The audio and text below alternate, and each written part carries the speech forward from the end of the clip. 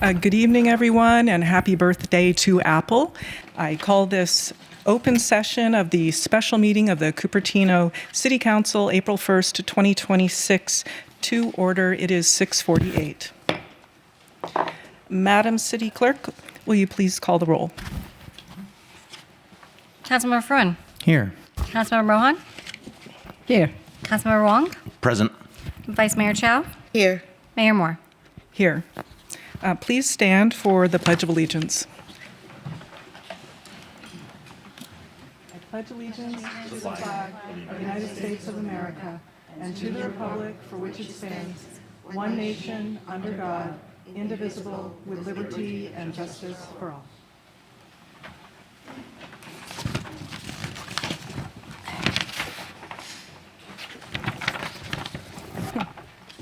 Okay, Madam City Attorney, do we have a closed session report?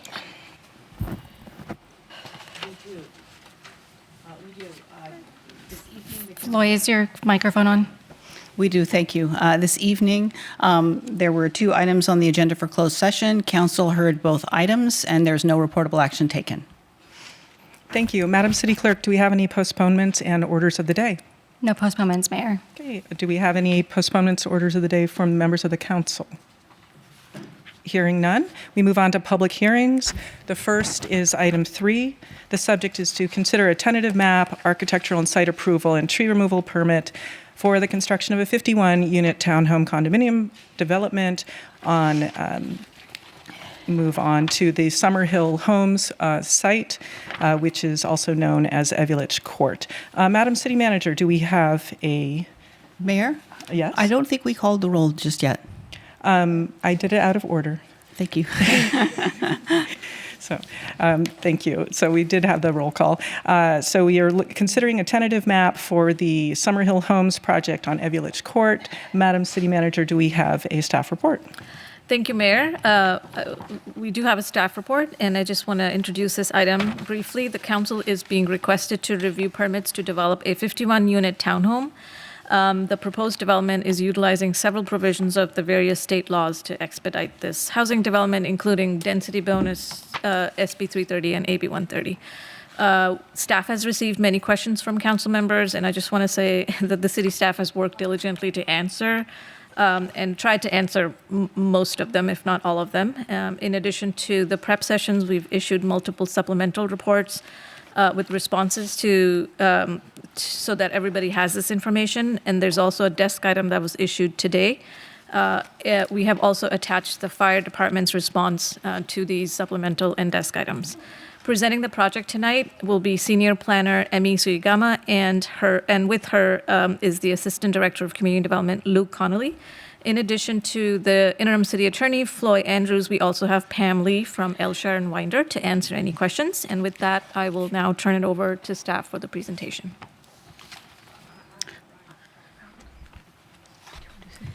Good Excuse evening, me. Mayor Moore and council members. May I just ask one more thing?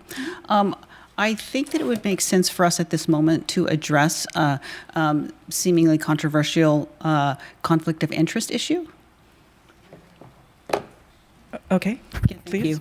I just wanted to address the fact that I have spoken at length with Councilmember Mohan, and we have talked through the details of the location of her home, which is approximately 930 feet from the development site. And we worked through the regulations, and there are 5 specific determiners that one looks to determine if there's a conflict based on a council member's real property being within a certain distance of a project development. When a property is within 500 feet, it's basically the council member who owns the property is conflicted unless there's clear and convincing evidence that there is no conflict. When the property is within 500 to 1,000 feet from the property, then you look to 5 specific factors to determine whether there's a conflict. And any property that's greater than 1,000 feet is presumed not to be material, so no conflict. And those factors are the development potential of the project, of the property, of the home or the piece of property owned by the council member, its income producing potential, its highest and best use, its character by looking at traffic levels, intensity of use, parking, view, privacy, noise levels, or air quality. And as you look at those specific items, you determine whether those items will be impacted, whether the home of the council member will be impacted in any of those categories by the project to be developed within the vicinity of the home. And the councilwoman and I looked at those in detail, and she determined that her home would not be impacted by the development, and the conversation suggested to me that that is true. And then in addition to that, we hired an appraiser who is specialized in these kinds of issues, and he spent some time looking at both properties and considering the neighborhoods and the development site, and he orally reported to me that he felt that there was no conflict, and his conclusion was that the council member is not conflicted based on the location of her home, and he will be providing a written report to that effect early next week. And so the conclusion is that Councilmember Mohan's home is somewhat in the neighborhood, but it's 950 feet away from the project site, and it's in a area of single-family homes, and it's included within the middle of that area, so her home is really protected from the busier streets that might have more parking, might have more traffic, and so my conclusion is that she's not conflicted, and it's my understanding that Councilmember Mohan agrees that she is not conflicted and doesn't feel conflicted. Is that true? That is true. And so Councilmember Mohan will be able to participate in the vote on this item. Thank you. Thank you. I see a hand raised by Vice Mayor Chow. So has the city sought any comment from the FPCC on this matter, which we usually did earlier? We haven't because there wasn't enough time. But it's true, we have not sought opinion from the FPPC. We haven't even started the process. Well, it's not a necessary step. Many cities don't go through that process, and so we have not done so. Back in 2019, when I first got on the council, and my home is about 950 feet from the property line of Vocal. And the city attorney at the time advised me that they immediately got into sought a comment from FPPC. And before FPPC can decide on the matter, the city attorney advised me to recuse from all discussion of Vocal until a comment comes from the FPPC. And FPPC, the comment letter says if it were general plan amendment, a citywide issue, I'm not conflict. However, if it's a specific project approval, they will decide at that time. So that's the common practice, I believe, that we have been doing in the city. I understand. That is not my understanding of the legal requirements, and I believe that determining that a council member is conflicted so that the council member is unable to vote has implications for democracy, and that we have made a very detailed and thorough investigation of the issue, and have determined, along with a separate professional, that the council member is not conflicted.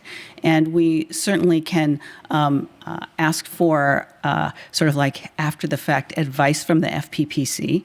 But for today, I think that the councilwoman is in a position to vote. Thank you.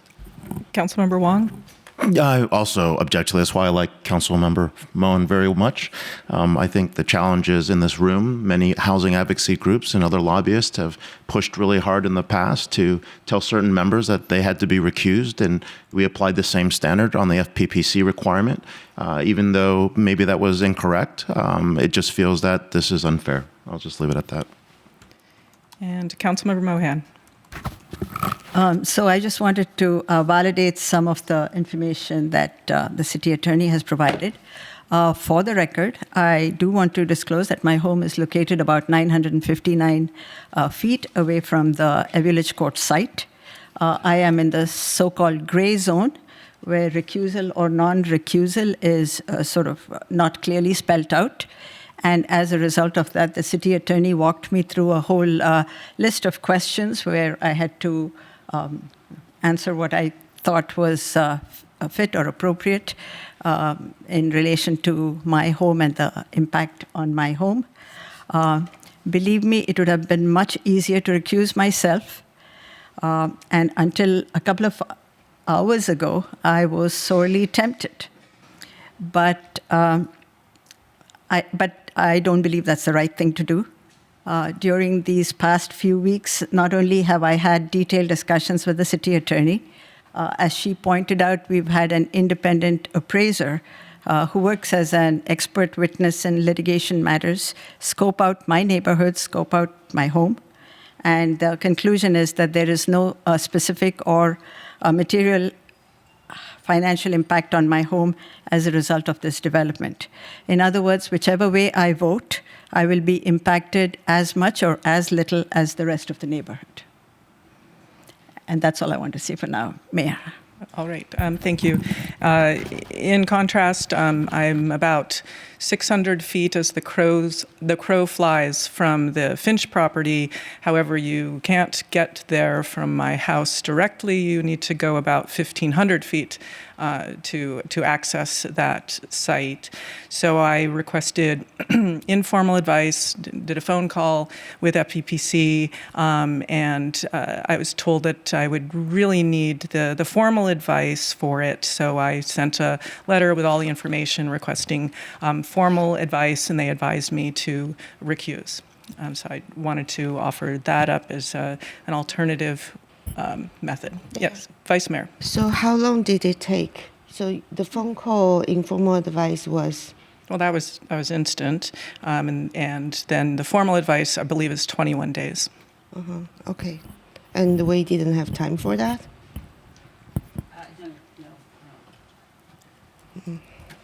No, Vice Mayor, we did not. I would respectfully disagree because we knew the item was coming, and then we've postponed it. But with that, can we move on through the city manager to the staff report? Thank you. I will turn it over to staff.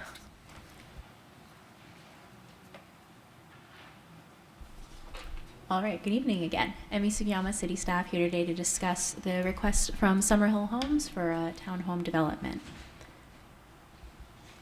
All right, so this project site is located on Linda Vista Drive. It's within the Monta Vista neighborhood, and it backs up to Deep Cliff Golf Course.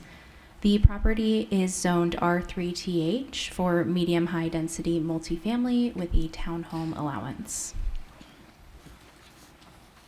The property currently has 4 single-family residences, and in October of 2024, the applicant submitted a preliminary application under Senate Bill 330, which vested the standards that were in place at that time. Additionally, the project site is identified as priority housing sites 25 through 28 and was rezoned for medium-high density through the city's 6th cycle housing element update. The project makes use of a number of state housing laws. These include the Housing Accountability Act, which limits the city's ability to deny or condition a project. Additionally, it stipulates that the city cannot apply non-objective standards to a housing development project. SB 330, otherwise known as the Housing Crisis Act, streamlines the permitting process, and as noted, it allows the applicant to lock in and/or vest fees and standards that are in place at the time that they submit a preliminary application. The project is also making use of the state's density bonus law, which allows for additional units, waivers, concession, and reduced parking standards. For this project, the applicant is only making use of the allowed concessions and waivers. Finally, the city is subject to the requirements of the No Net Loss Law under Senate Bill 166, which requires the city to maintain a list of housing sites that can accommodate the required RHNA. Here you can see an overview of the project's consistency with typical development requirements. The project is proposing to build at the lowest allowed density for the site. The applicant has also increased the side setbacks adjacent to neighboring residences, as well as the rear setback, which again abuts Deep Cliff Golf Course. Additionally, the applicant is utilizing density bonus waivers to adjust some of these requirements, and we'll go over those in more detail later in this presentation. All right. The project consists of 51 townhome style condominium units, and they're spread across 10 buildings. There are 10 below market rate units proposed and 41 market rate units. There's a mix of 3 to 6 units per building, with each building being 3 stories high. The proposed units range from about 2,300 to 2,700 square feet, and that's including their garages. A 2-car garage is provided for each unit, and the project also incorporates a central outdoor space for residents. 50 new trees will be planted on site, and 2 existing oak trees along the shared property line will be protected in place. Here you can see the proposed site layout with the 10 buildings oriented towards Linda Vista Drive. The site divided by Village Court, which is an existing public right-of-way. And the proposed BMR units in this are demarcated by the red circles.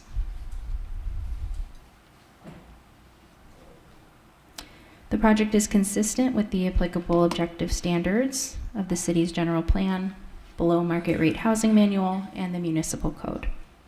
The project includes a concession under the density bonus law to waive the requirement that the BMR units be comparable to the market rate units in terms of unit type.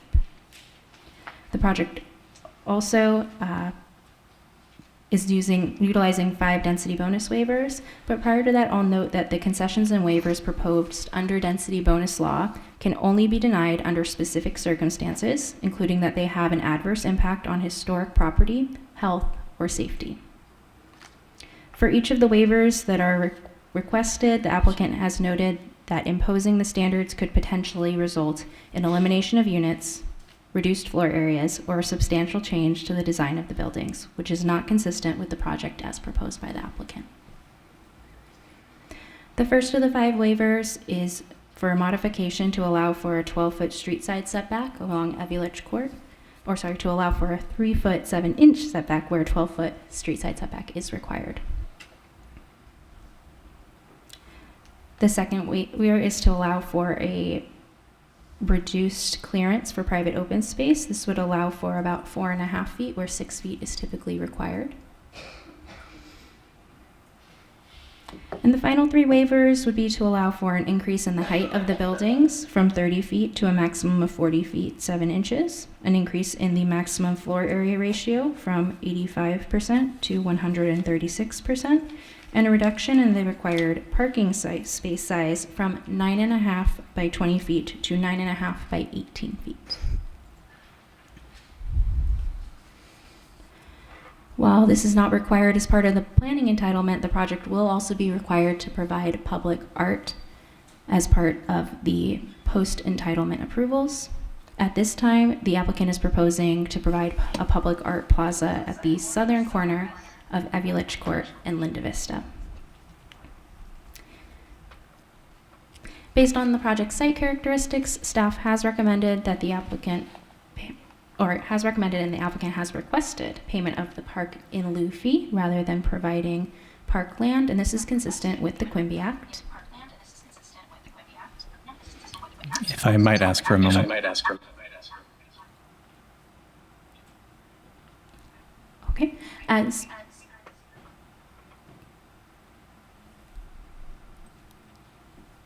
Thank you. As part of the project, the applicant is also proposing a pedestrian and bike trail connection between the project site and Stevens Creek Trail to the rear. Should it be approved, the applicant is also requesting a credit towards park in lieu fee for the cost to construct the connection. The project was also reviewed against the city's BMR requirements, and staff has found that the BMR units are generally comparable in size to the market rate units, with the BMR units being an average of about 2,300 square feet and the market rate units being an average of about 2,700 square feet. Additionally, the project has been found to qualify for a statutory exemption under the provisions of Assembly Bill 130.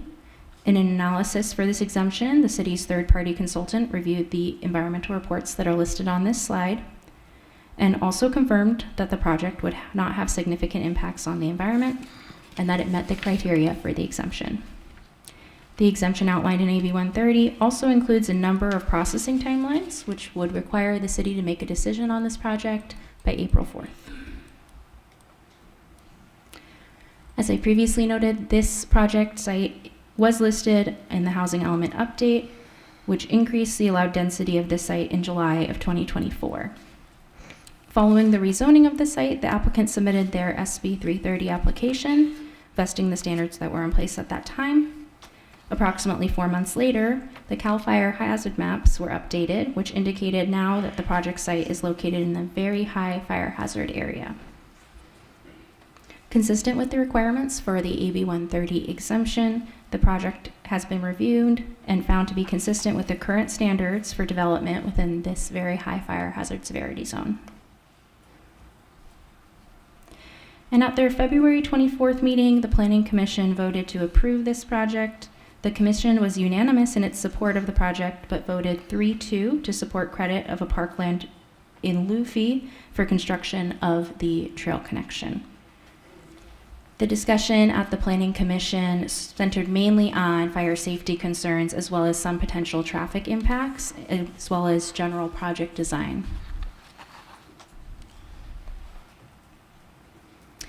As noted before, the project has received a large number of public inquiries and comments throughout its review. So as such, in addition to the standard noticing, the city also sent out mailers to properties within a 1,000-foot radius, as well as providing e-notifications for those who signed up for them. The majority of the public comments that were received were related to concerns with the project's density, the anticipated traffic impacts, and the perceived increased fire risk. And with that, staff recommends that your council adopt the draft resolutions to find the project exempt from CEQA, make the no net loss finding, and approve the permits based on the draft resolutions. And the applicant is here and does have a presentation as well, but I'm here until then if you have any questions. Madam City Manager, do you suggest that we have questions from the council first of our staff report, or do we move on to the applicant? Mayor, I believe that's appropriate if you have questions of staff now. Okay. So do we have any clarifying questions from the City Council? And we'll begin with Councilmember Wong, followed by Councilmember Fruin, Councilmember Mohan, Vice Mayor Chow, and then myself, each receiving 5 minutes each. And then we will continue until our questions have completed. So Councilmember Wong, do you have any clarifying questions? Not at this moment. I'll reserve my time for later. Okay. Councilmember Fruin? I don't want to get too ahead of myself, but I do have a few, just mostly for the benefit of the public based upon the emails that I've received so far. I'm hoping that you can perhaps, I did ask this question by way of supplemental. It's in the desk item if people want to find it, but I wanted to make sure it was also aired here. If either Luke or Emmy, you can go over the history of this site being in the housing element, I would appreciate it. Sure. It's a nice open-ended question. The housing element site analysis largely ran the first 8 months of 2022. Approximately January concluded the very end of August. Part of that process was having property owners contact the city per what HCD was looking for to describe their interest in developing their properties by 2031.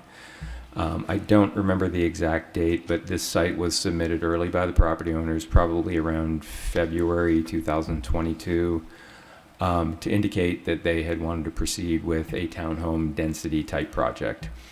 So this site was referenced on the drafts that proceeded through that year.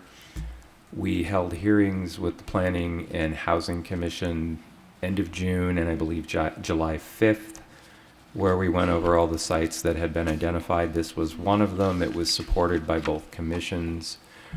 And at the end of August, there were similar hearings held on the 29th and 30th with the city council, where this site was also included in the draft inventory at that time. While we didn't have zoning designations at that time, we were setting minimum densities, and the discussion had been to have this site be a minimum density of 30 units per acre. It's about 20 now. And I believe one of the property owners spoke at the meeting, again, reminding us that they had wanted to do a townhome type development, so the density was then lowered to 20 minimum, which is pretty much what we have at this point in time. So this was one of the early sites. It's been included in the process throughout. And that's really about it. We've had the application on file for some time as well. Okay. And it was in every submission to HCD from the very first submission onward, yes? Yeah, the first submission to HCD was, I think, February 3rd of 2023. And this was included in that draft and all subsequent drafts. Okay.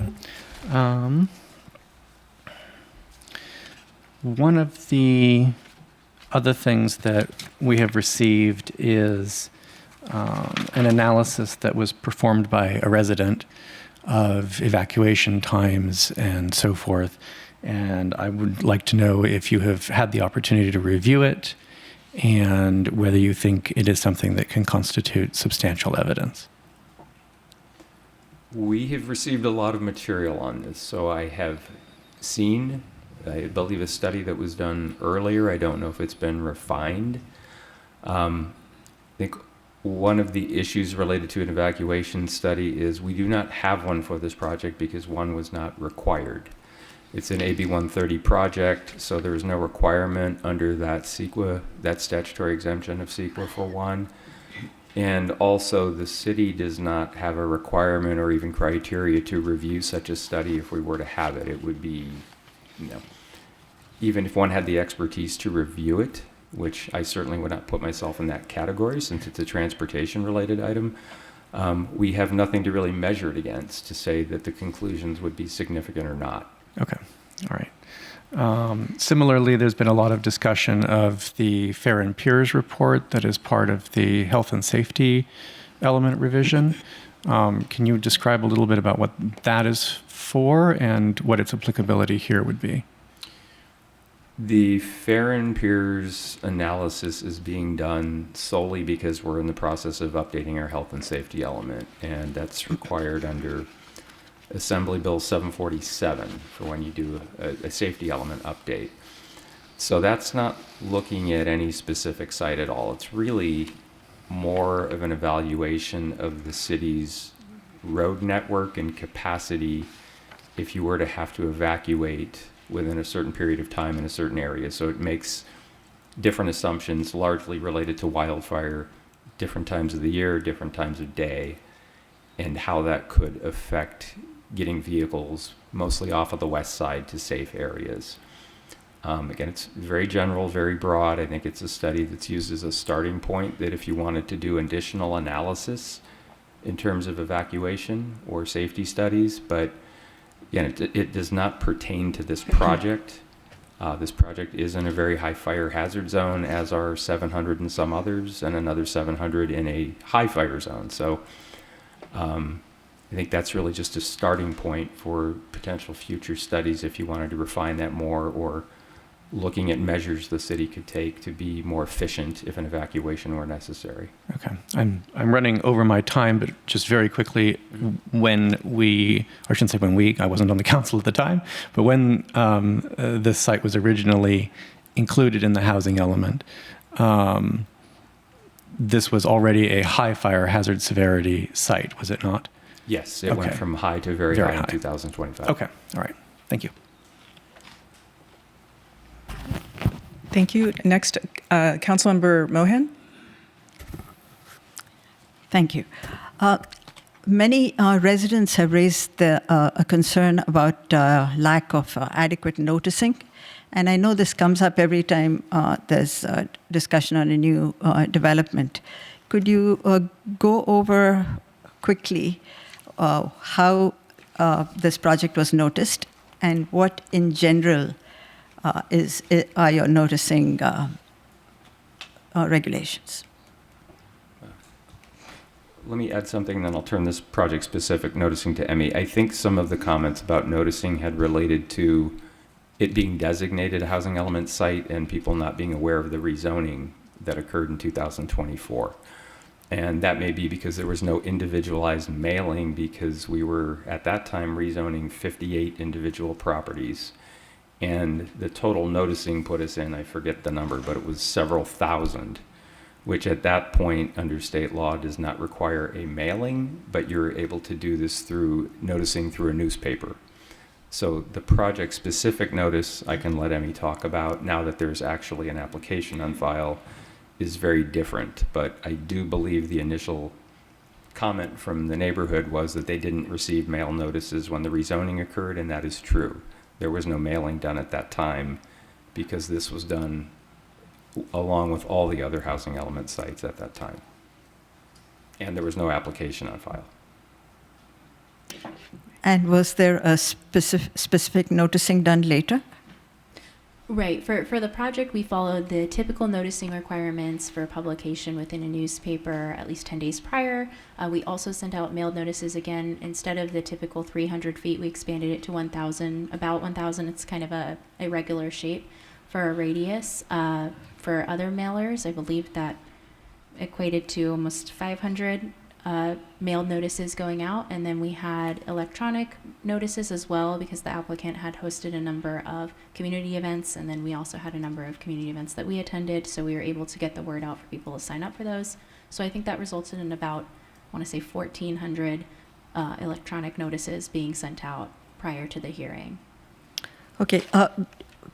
Can you sort of roughly tell me what the time span of this was? Was it in the last couple of months, or was it going back to 1 year? Right. So these were sent out for hearings. So they're specifically just preceding the hearing. It's usually about 2 weeks to 10 days before the hearing that these notices are sent out and or published. The other notice that neighbors may have received was for community events, and that was hosted by the applicant. I believe they had 2 community events, one in 2024 and then another more recently, just prior to the Planning Commission meeting. And that was to individual households? Correct, yes. Okay, thank you. Vice Mayor? Hi. So during the housing element process, we rezoned this to, I think it was originally a single-family home, maybe up to 7 units, and now it's 20 units per acre, up to 35 units per acre. So when the planning department decide that this would fit 20 units per acre for townhomes, did we exclude the village court from the acreage?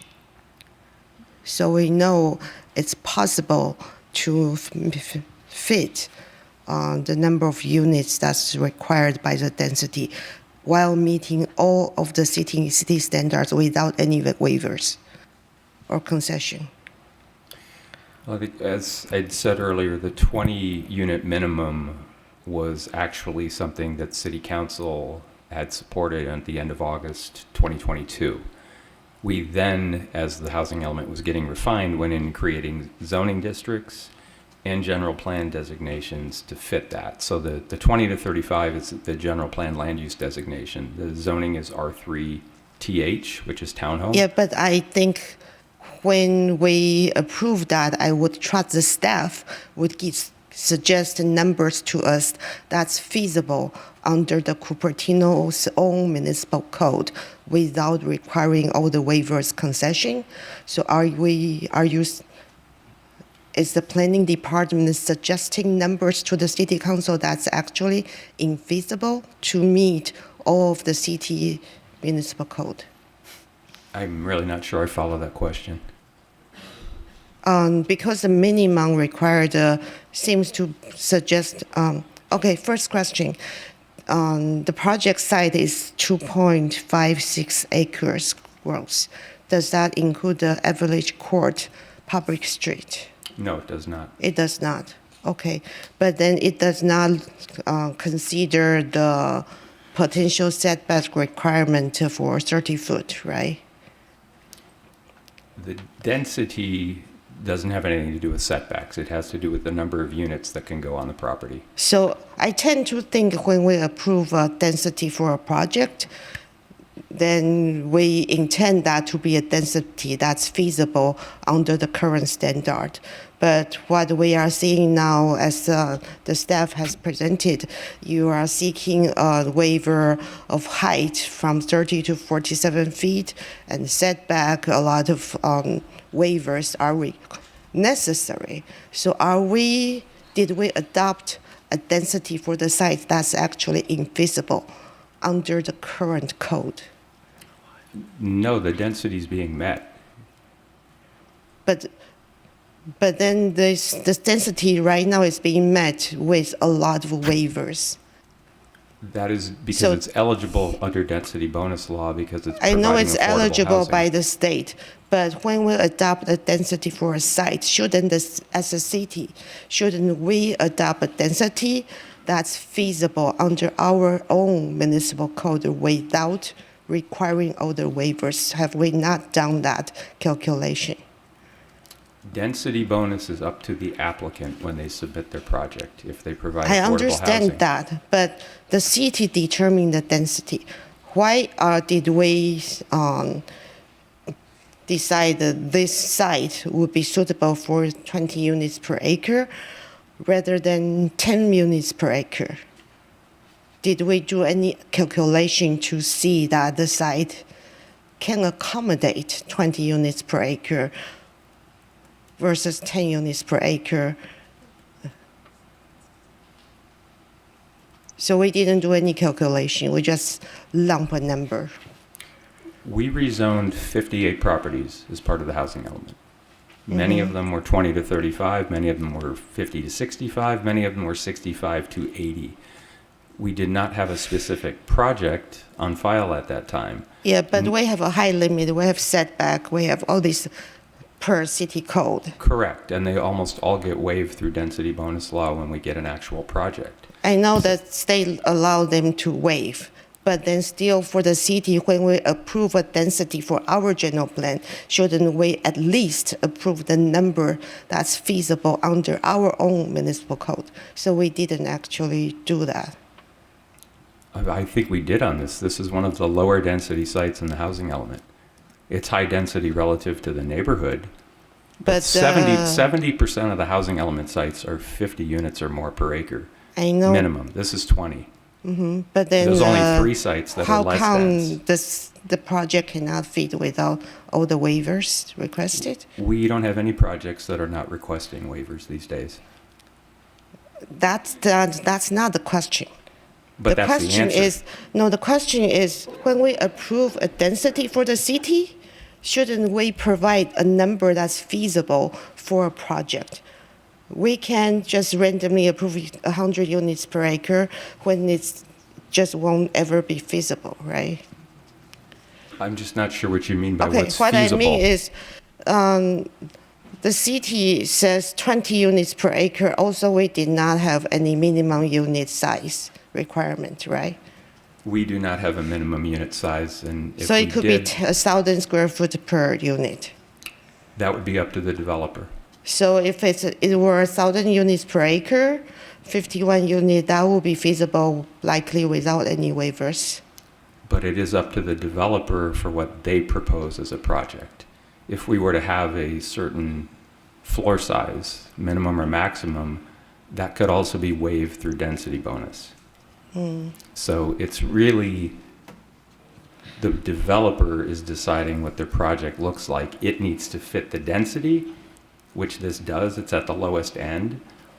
But the floor area and the building heights, that's something that's really up to the applicant. And that's No, really they are supposed to meet the standard. They are supposed to fit the site. Ideally, they should meet the standards, but through state density bonus law, most projects are having half dozen to a dozen waivers. Mayor, Yeah. may I just Okay. chime in? Attorney Lee is on Zoom, and she has her hand raised. I think she might have something relevant to say on this topic. Okay. Attorney Lee? Yes, thank you, Vice Mayor and members of the City Council. I think to answer your question, when the housing element is revised and the zoning is revised to include higher density, you in a way alluded to the fact that the city doesn't deal with the actual unit size. And so if you've got a site that has a certain acreage and you've got a minimum density and setbacks, there's a lot of different housing types and housing products that can fit within those parameters without any waivers. And what you're looking at here, without all the waivers being requested, you in essence would be approving, maybe 2 boxes.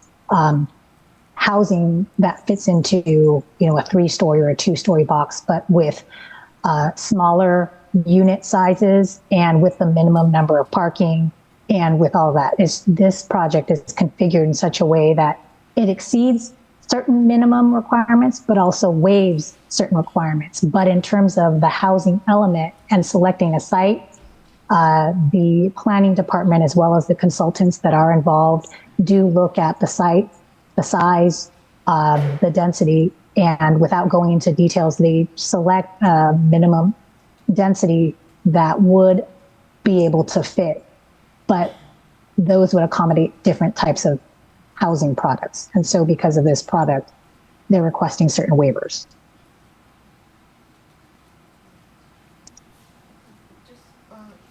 Final question. So under density bonus law, the applicant can request an unlimited number of waivers, right? That is correct.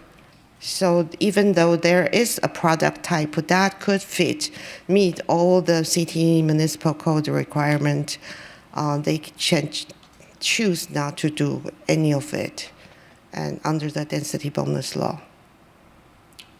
That is correct. We have not had a multifamily project not use density bonus and waivers for some time. So Even if it was fire safety waivers. there are no fire safety waivers. The waivers are from generally the city zoning and development standards or possibly general plan, but not fire safety waivers through density bonus. Okay, thank you. Thank you. I'm going to try to share screen. Give me a moment.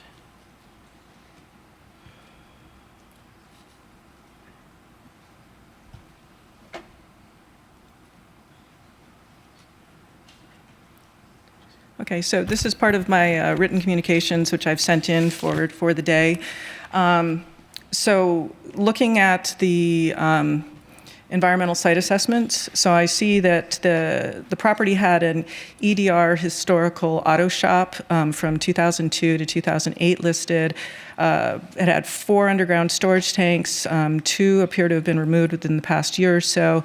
There were multiple hazmat drums on the site, a 300-gallon AST for diesel, and there's 2 landfill pits with unknown contents. Did the owner, with regards to Cupertino Municipal Code, Chapter 9, regarding the storage of hazardous materials, did the owner have a permit for the hazardous materials being stored on the site according to Chapter 9 of the Cupertino Municipal Code? Does anyone know? Right. I think that some of these were addressed in the desk items, so I'll just repeat kind of what was provided through that, if that's okay. Thank you. For the most part, for the questions you have laid out here regarding Chapter 9, those specific uses that were previously on the site, we don't have any record of them having a permit. That might be because they're dated too far back, or it might be because they didn't get any, but regardless, they're not currently operating on the site. Okay. So the answer to like all of these questions regarding Chapter 9, did the owners have an approved HMMP? Did they have the inventory statement? Did they submit a closure plan? All of that would be no. Right, that's an assumed no. The closure plan, I will note, however, that's associated with closure of those underground storage tanks, and for that we did receive from the applicant a closure permit, and they did go through the process for closing out those underground storage tanks that you noted to be removed. But not through the CUPA, not through Santa Clara County Department of Environmental Health, which it gets into Chapter 17. So How are the on-site landfills typically closed? Because there appear to be two on-site pits that have a depth over 5 feet, and according to our municipal code, that would have needed a grading permit. So I don't believe they had a grading permit for it. Does the city allow a homeowner to create an on-site landfill? Typically, no. So again, these might be predating our municipal code requirements. Okay, so from the environmental site assessments, they were looking for the underground storage tanks, and I can get you the scans that they had. So they're looking for the underground storage tanks, and they found some debris pits. And so here's the first one, showing debris from about 2 feet to 6 feet deep. So that went over the 5-foot standard for grading, needing a permit, and then it's some kind of debris. We don't know what's there. And then the next pit is 8 feet in depth, and these are about 10 to 12 feet wide. So this is a second pit, and we don't really know what's in it, which is of concern. Okay. So I'll continue back to those questions. So with regards to how is a landfill typically closed, would they go to Santa Clara County DEH for regulatory oversight to have the disposition of the materials inside of these pits determined, and then have a closure notice at some point? Right. I'll note that I don't know if I'm familiar with the landfill requirements. However, again, in this case, we're not contemplating this as a landfill. It may have been something where debris was, stored underground or kind of waste was settled there. But that being said, looks like we have. Apologize. I believe the fire department may have a comment that could clarify this real quick. Hi, thank you. Brad Fox, Santa Clara County Fire Department. So we did issue a closure permit for the 2 tanks that were found on site, and we inspected the removal of those tanks, and that permit was finalized on June 23rd of 2025. And then our process is, once we close out that closure permit, we forward our findings on to County Department of Environmental Health, and along with that is a report of the soil samples that are taken around the tanks, and then they make the determination if they are going to issue any further action environmentally based on those soil reports that are part of the closure permit. So the action that they found was no further action was required, and they closed their process. Okay, but also without having a full site inspection showing the hazardous materials, the multiple waste drums, the above-ground storage tank with 300 gallons of diesel, and the 2 waste pits, and with the knowledge that this is a project that's trying to get approval for a multifamily residential, and they are the Certified Unified Program Agency. Thank you. So under Cupertino's Municipal Code, Chapter 17, for hazardous materials, underground soils, storage tanks, and soil disturbing activities. And again, I think we already know the answer. Did the owners follow the hazardous materials permit requirement to contact either, and this is according to our municipal code, to contact EPA, DTSC, the Regional Water Quality Control Board, or the CUPO, which is Santa Clara County DEH, and enter into an oversight agreement. And in our municipal code, it says that this needs to be done before, prior to approval of the project. So that would have needed to be done before at this point, and we already know the answer to that. Now, with regards to the 2 landfill sites. So now you've got mixed contents in them. We don't know what it is, and we have a geotechnical report which didn't address what's in these 2 pits. So I don't see, and correct me if I'm wrong, but how can they make a determination for the mat foundations on the site when they haven't done a study of these particular locations? And to my knowledge, we don't know exactly where these pits are. And they disturbed soil in order to get the storage tanks out of the ground. So we don't know what the compaction was for those particular areas. Right.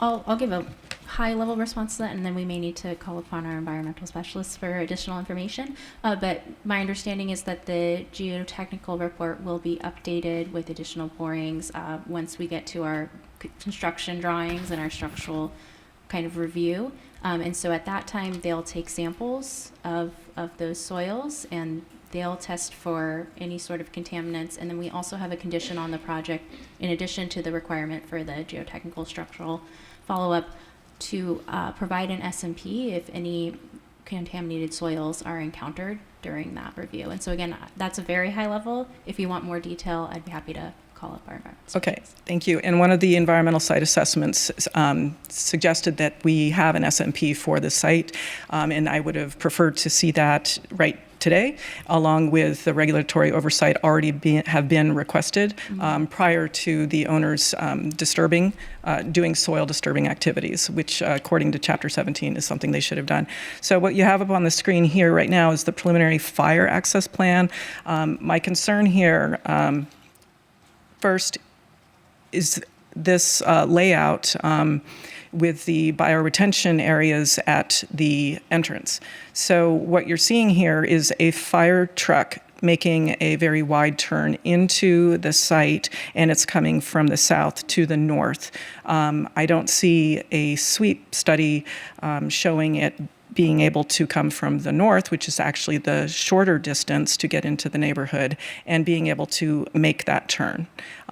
Do you have a auto turn showing that direction being accessed? Or is this a situation where the fire truck needs to go all around the neighborhood and then come up and swing to make a left-hand turn in?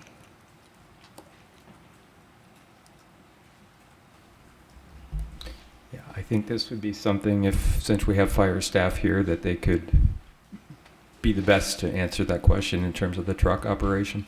Okay, thank you.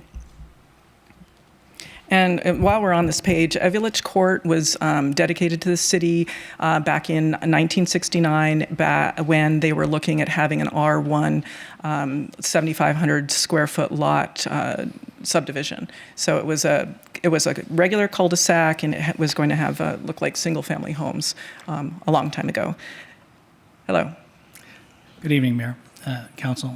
Thanks for the opportunity to clear this up. This actually is. It has an approach from one angle, but the truck will make the angle. It'll cross the lane and come in. That's the way they will approach. So when it comes down to it, this one actually is a tractor drawn aerial, which is that two-driver version of the fire that is the largest apparatus that we have. It has extraordinary capabilities and turn radius because it has all-wheel steering. So with that, this track will show that they can make that turn. They can make it from both directions, and they will, and I'm sure that you've seen fire engines, fire trucks, apparatus of all types go to where they need to in order to make the turn. Okay, so they'll basically cross the center line They in will. order to do that. Okay, so what I'm trying to do is make the argument that this choke point is unnecessary to have the bioretention at that particular location, and that you'd actually have an easier turn in if they moved the bioretention to the parkway strips and reversed the sidewalk and parkway like we have at the Beta Brothers site. Also, just of note, the fire truck, what they're showing in the notes is that you wouldn't be able to make this cul-de-sac turn. You would need, so they're building a roll-up curb there. So that in order to make this turn, they're stating that they're going to have a special underlayment for the sidewalk, which can support the weight of a fire truck, and that pedestrians better get out of the way because the fire truck is going to be going up on this curb. And it is not following the typical, what I'm seeing is 96 foot diameter. This, I believe you're down to 30 for your radius here, instead of the 48. And curiously, this, to me, we are creating a problem where instead of having a straight street and then a turning radius, a curved radius here, we have an area where people will probably, because it's a little extra wide, be inclined to illegally park on the red curb and use the roll-up curb as well. And I don't know if that is by design, but my frank opinion of this is that this is not good design at all. Same with the bioretention. So I just want to get that out there.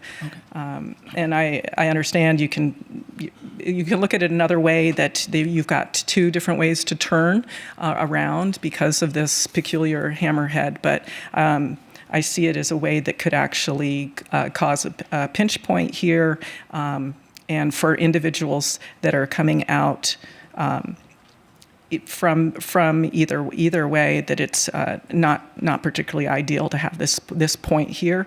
If you're coming down and you're actually following the curve at the street, you might not see this point here, and you're gonna hit your wheel on it, and you're gonna have to pay attention to it. So I do find this to be a pretty odd design. Okay, so we've taken a look here. Thank you. Lastly, because I have a lot of questions here, when I went through the EDR data, I'm seeing this Vinculum International Auto Transmission Repair Shop at this location from 2002 to 2008. And I think that, to me, when I looked at all the hazardous materials storage containers, this sort of looks like that's in keeping with it.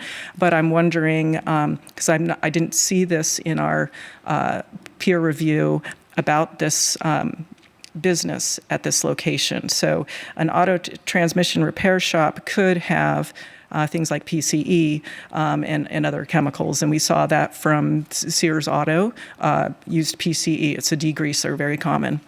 So do you know anything about this Vinculum International business? I could say no, we do not. And since this was an R1 zoning district, you wouldn't be able to really operate an auto repair out of an R1 zone, at least legally. So since it was 2002 to 2008, I'm not going to guess what was going on, but there's no record of that business actually operating on this site with the city. I don't know if it could have been something like a mailing address. All I would be doing is speculating, but there's no record of that business being there. Oh, thank you. Okay, so do you know why they had all of those? There were drums that were there recently that were removed within the past couple of years. Drums full of hazardous materials on the site. Several of them. I can dig up the photos to let you see they're within the environmental site assessment. I'm assuming it has something to do with this auto transmission repair. Right. My understanding is the majority of the tanks were related to previous agricultural uses, but I would actually defer over to the people who prepared the report, which is Rue Consulting, for their kind of overview of what each of these really represents. Yeah, because that's a lot. So there was at the Finch property, there was actually one underground storage tank. Not uncommon to have one for your farm equipment. This site had 4 underground storage tanks and then 1 above ground diesel tank, plus all of the other barrels. So I feel as though there's more to this story that I would like to know about. And with regards to the SMP, would at some point this site go under regulatory oversight from Santa Clara County DEH? Potentially it could, based on the condition we have, an SMP would be required again if they encountered any contaminated soils, that would be how to treat them and what would need to happen from there. That would follow the standard process for regulatory oversight, which is also outlined in Title 17 for if you do encounter anything. It could go to DEH, it could go to a different oversight agency, it just depends. And so I think for the most part, we usually do see them go to DEH, but that would be when that would happen. Okay, and thank you. And for the public's information, and correct me if I'm wrong on this, but the environmental site assessments that we have in the packet, there's multiple ones of them. Those were the owners of the property hired these consultants to provide the ESAs, and you have a phase 1 and you have a couple of phase 2s, a couple of phase 1s, and then you had a peer review from a consultant that the city hired.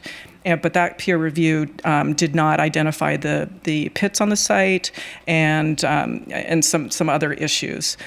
So with that, I just want to make sure that, do I have that straight?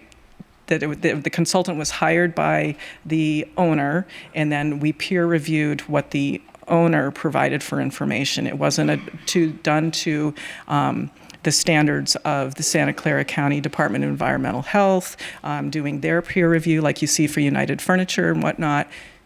Okay. Right, that sort of peer review from DEH would be required if it got referred over to them, again, if oversight was necessary. But for this, you're correct that we did have the applicant submit a report, and then it was peer reviewed by our third-party consultants. Okay, so, but our Chapter 17 states that they would go to Santa Clara County DEH or the Regional Water Quality Control Board or DTSC for that oversight and not the process that was done here.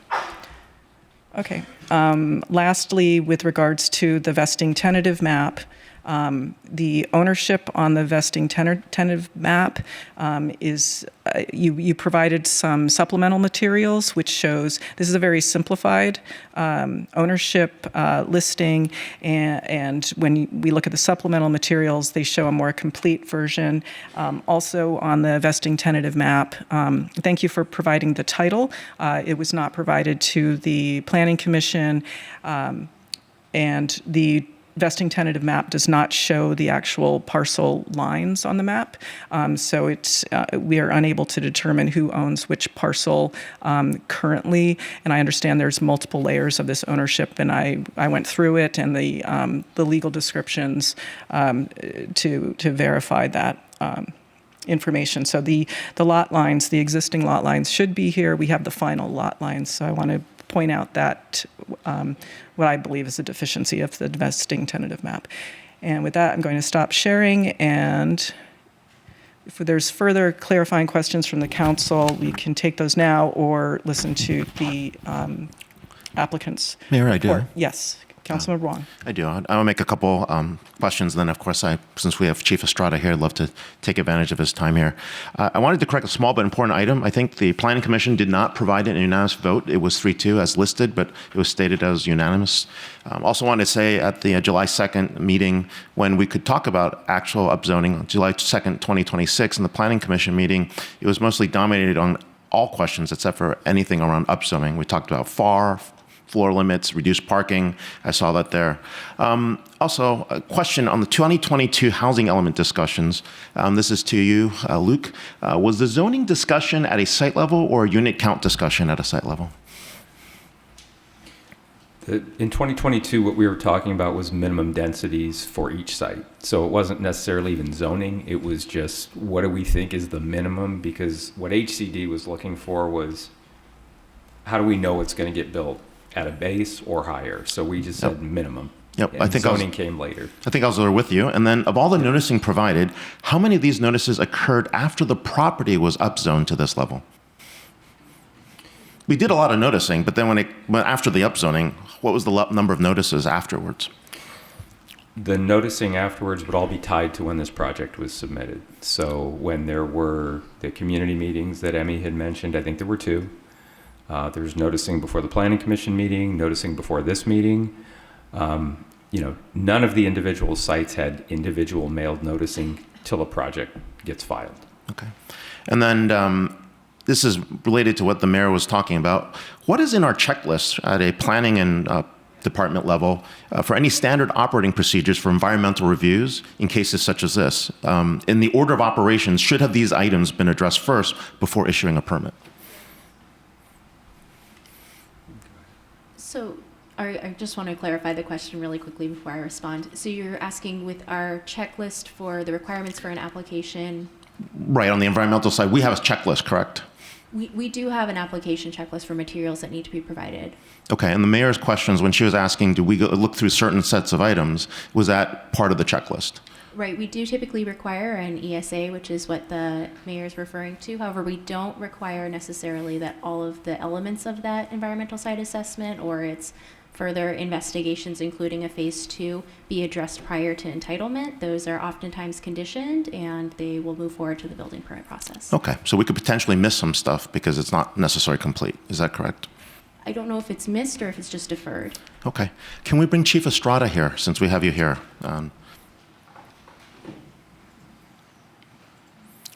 Mayor, I might need 3 more minutes, if that's okay.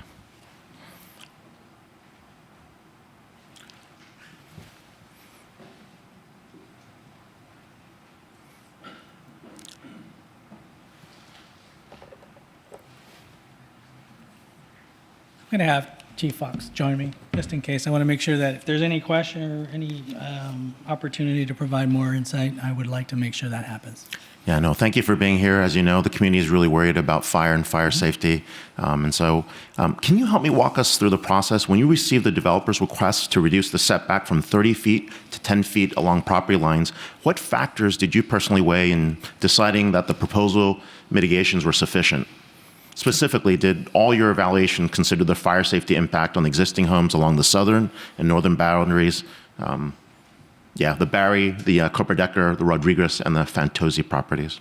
So I'm going to go ahead and start with no.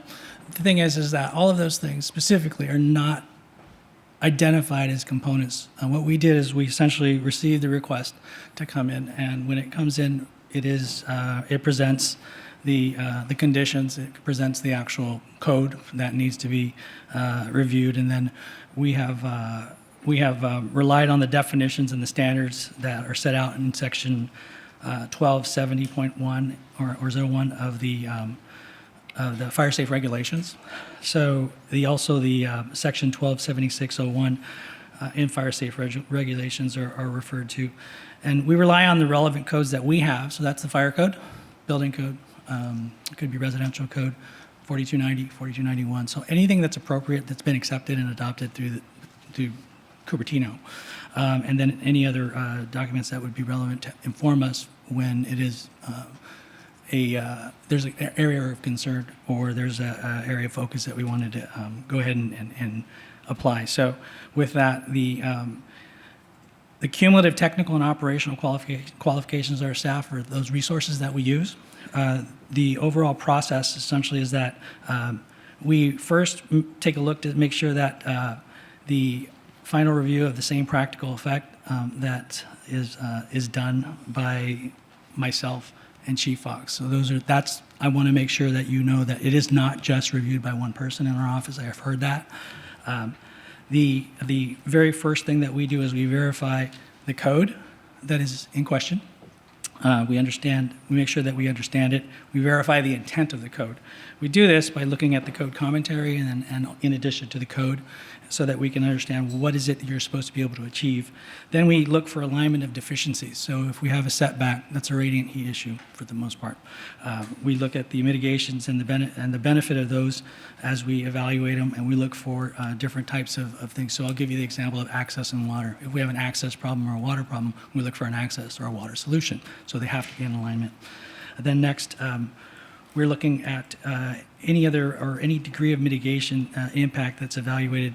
So what that means is we want to make sure that is an effective solution. So the weight that it does carry and how much or how many different variables or components come together in order to provide a So you're focused on the safety of the new building, right? It is 4290 is specifically intended to take a look at in the setback for that building and that parcel.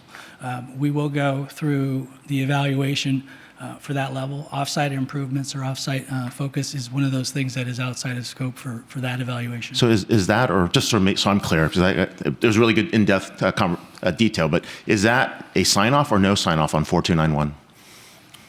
Please. Are you signing off on 4291 or not? So I'm sure no, 4290, I understand. I'm just the sign-off. You mean for a project on an exception request? Yes. Yeah, we talk about it. We basically come up with an agreement. But did you sign off on 4291 or not? So I worked with Chief Fox, and he was the actual signature on the final. And we did speak about it. We have our conditions that we talk about, and then essentially when it comes down to it, the authority to sign was delegated to Chief Fox.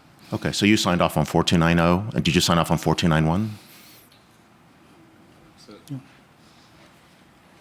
Thank you, Councilmember. To be clear, 4290 is the state minimum fire safe regs. Correct. And 4291 relates to the defensible space requirements. I didn't see a sign off on 4291. That's what I wanted to be clear. Correct. The setback requirement is outlined in 4290. So the exception request application was for 4290, not 4291. Okay, Does that make thanks. sense? No, makes clear. Does that- Thank you so much that you've clarified that for me. My second question is really, if you look at the NIST technical note 2205, it identifies 30 feet as the critical threshold for preventing structure-to-structure ignition, NIST being our National Institute of Scientific Standards for Technology. At 10 feet, radiant heat exposure increases roughly ninefold. The AMMR requires 1 hour fire-rated walls in the new buildings, but the existing neighborhood homes have standard wood frame construction with no enhanced fire rating. When you determined that the mitigation package was adequate, what analysis did you rely on to conclude that the increased radiant heat reaching those unprotected neighborhood structures was acceptable? Was there quantitative modeling, or was this based on your professional judgment? So thank you for the question. It's a combination of basically those requirements that are set forth. So we get the standard for the evaluation of 4290 within 4290. We've been dealing with this for several years in the SRA, so we have more experience with it than we are experiencing here in Cupertino. And we've been also working through to make sure that for the compliance. So specific to this project, what we had is we had the mitigations that were provided as those things that would increase the survivability of a home or a structure. The two components, and I will go back to the staff report or the supplemental. In our supplemental, and I'm referring back to this because there were quite a few questions. A lot of them bridged a lot of areas, and some of them basically came back and pinwheeled on a few core items. So with that, when we looked at the effects of these regulations and towards the defensible space component, specifically with the structure-to-structure ignition, the measures that were proposed included, or that we could review within 4290, and this is establishing the framework of how we should evaluate this, non-combustible materials extending 5 feet horizontally around the building, wildfire home hardening protective measures, including but not limited to Class A roof, non-combustible exterior buildings, materials, protected double-baked tempered glass, the exterior sprinkler system, and fire-resistant rated exterior elements within 30 feet. When you take a look at the different areas of potential mitigation within 127601 in the fire safe regulations, you see this guidance on the exceptions request related to the 30-foot setback. The reduction in the minimum setback shall be based upon practical reasons, which may include but are not limited to parcel dimension or size, topographic limitations, development density requirements, or other development patterns that promote low carbon emission outcomes, sensitive habitats, or other site constraints, and they shall provide for an alternate method to reduce structure-to-structure ignition by incorporating features such as, but not limited to, non-combustible block or fences, non-combustible materials extending 5 feet horizontally from the furthest extent of the building, or hardscape landscaping, or the reduction of exposed windows on the side of the structure with less than 30-foot clearance, or the most protective requirements in California Building Code, California Code Regulations, Title 24, Chapter 7A, required by local jurisdiction. So any one of those things could actually provide a mitigation that would be the equivalent. That's a great point, right? And those homes are very well mitigated, in your opinion.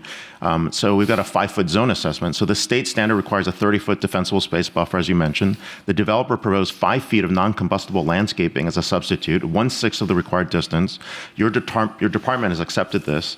And so this is because, is it a technical basis for your conclusion that the 5 feet provides fire crews with the equivalent tactical safety to the 30-foot buffer the state requires? And where does the remaining 25 feet of required defensible space end up, or does the fire risk management shift onto the neighboring properties?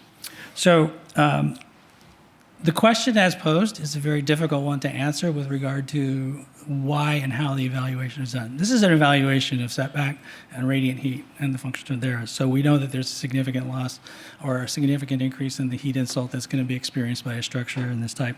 So with that, it is the structure that we are looking at that is proposed as the new structure. It does not take into account the homes around, and it is because we actually do have not the 10-foot setback with the additional space that's provided by the setback that's required on the additional property. So 10 feet is actually one of those very important zones. And when it comes to the components that were listed, we have the Chapter 7A and the 5-foot combustible zones. This provides hardening and defensible space. We have two additional elements that harden the exterior shell of the structure to resist the insult from radiant heat, the exterior sprinklers, and the 1-hour rating for the exterior walls. So what this is going to do is this is going to assist in the primary component of making sure that structure is not being infiltrated by either embers that are being blown at high velocity winds or some kind of radiant heat or direct flame impingement. The combination of these characteristics of the structure, hardening, and defensible space work as a system. They're designed to do that, and they are recognized by IBHS, CAL FIRE in forensic studies, where they look at events like Palisades and Eaton. They did find that for those components that were combined, they did have an increased survivability rate, and those things are taken into consideration. The cumulative effect of these multiple mitigation strategies is expected to provide the same practical effect in these scenarios and mitigate against the radiant heat that they may encounter from the structure and structure ignition. No further or other mitigations or changes to this project have ever been evaluated, and they were not part of this evaluation. And I will add that from a structural component or an operational component, these buildings actually have, they're large buildings. They have a potential, they have those things that have been built in. We try to make sure that any building that's constructed, the goal is to keep a fire that starts in an area, keep it in that area, that Contained, origin, right? Yes. keep it in the room of origin, and then the shell of origin. And then for WUI, to make sure it doesn't get out into the environment. From the outside in is also a component. These hardening and defensible space combined efforts will provide greater safety for this particular structure, and including the, I'd say, the force multiplier of the sprinkler system. So the sprinklers that are on the exteriors are going to do one additional thing that's an active, it's an active component of suppression that is not actually present in most projects. So it is one of those things that actually really does raise the bar for this particular project. Let's go to water, and I think this is great. I think you've done a good job explaining this, and I think you also showed this during the hardening presentation that you presented some time back. In the Code of California Regulations 14 CCR Section 127001, it defines the same practical effect as a package of 5 mandatory components: emergency access, safe civilian evacuation, signage, available and accessible water, and fuel modification. Your memo went deep into 3 of these, but for water, your memo defers hydrant design specifications to the building permit phase, if I remember. And for signage, the memo is silent. Can you explain the reasoning behind your decision to approve the same practical effect SPE finding without addressing 2 of the 5 other mandatory categories? Was that just an oversight, something you're going to get to later, or you can determine that those categories don't require analysis for that particular support? It was not an oversight. It was actually not in scope for this evaluation. The exception or the exception request specifically cites the part of the code that it is attempting to, it recognizes that it needs a mitigation for. That is the full scope of the evaluation for the exception request. Everything else was evaluated. We do have the water, the levels of the potential water fire flow. We have all of that stuff that was actually part of the evaluation.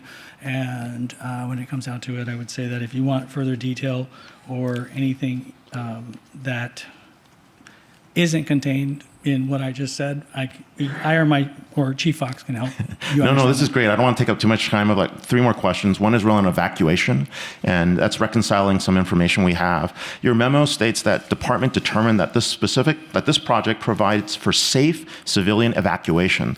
The city's own Fair and Peer study shows that Foothill Boulevard has a volume to capacity ratio of 4.0, which is high, and Stevens Creek Boulevard at 3.6 during a wildfire scenario. This is 3 to 4 times the overcapacity before adding 51 more units and potentially 100 to 150 people to a single access peninsula.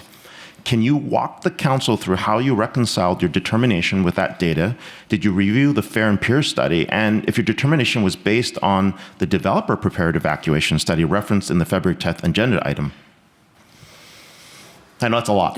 No, absolutely not. So what we had, we evaluate what's in 4290 for the site, as I stated earlier. So with that, the evacuation is for those people that live in that site.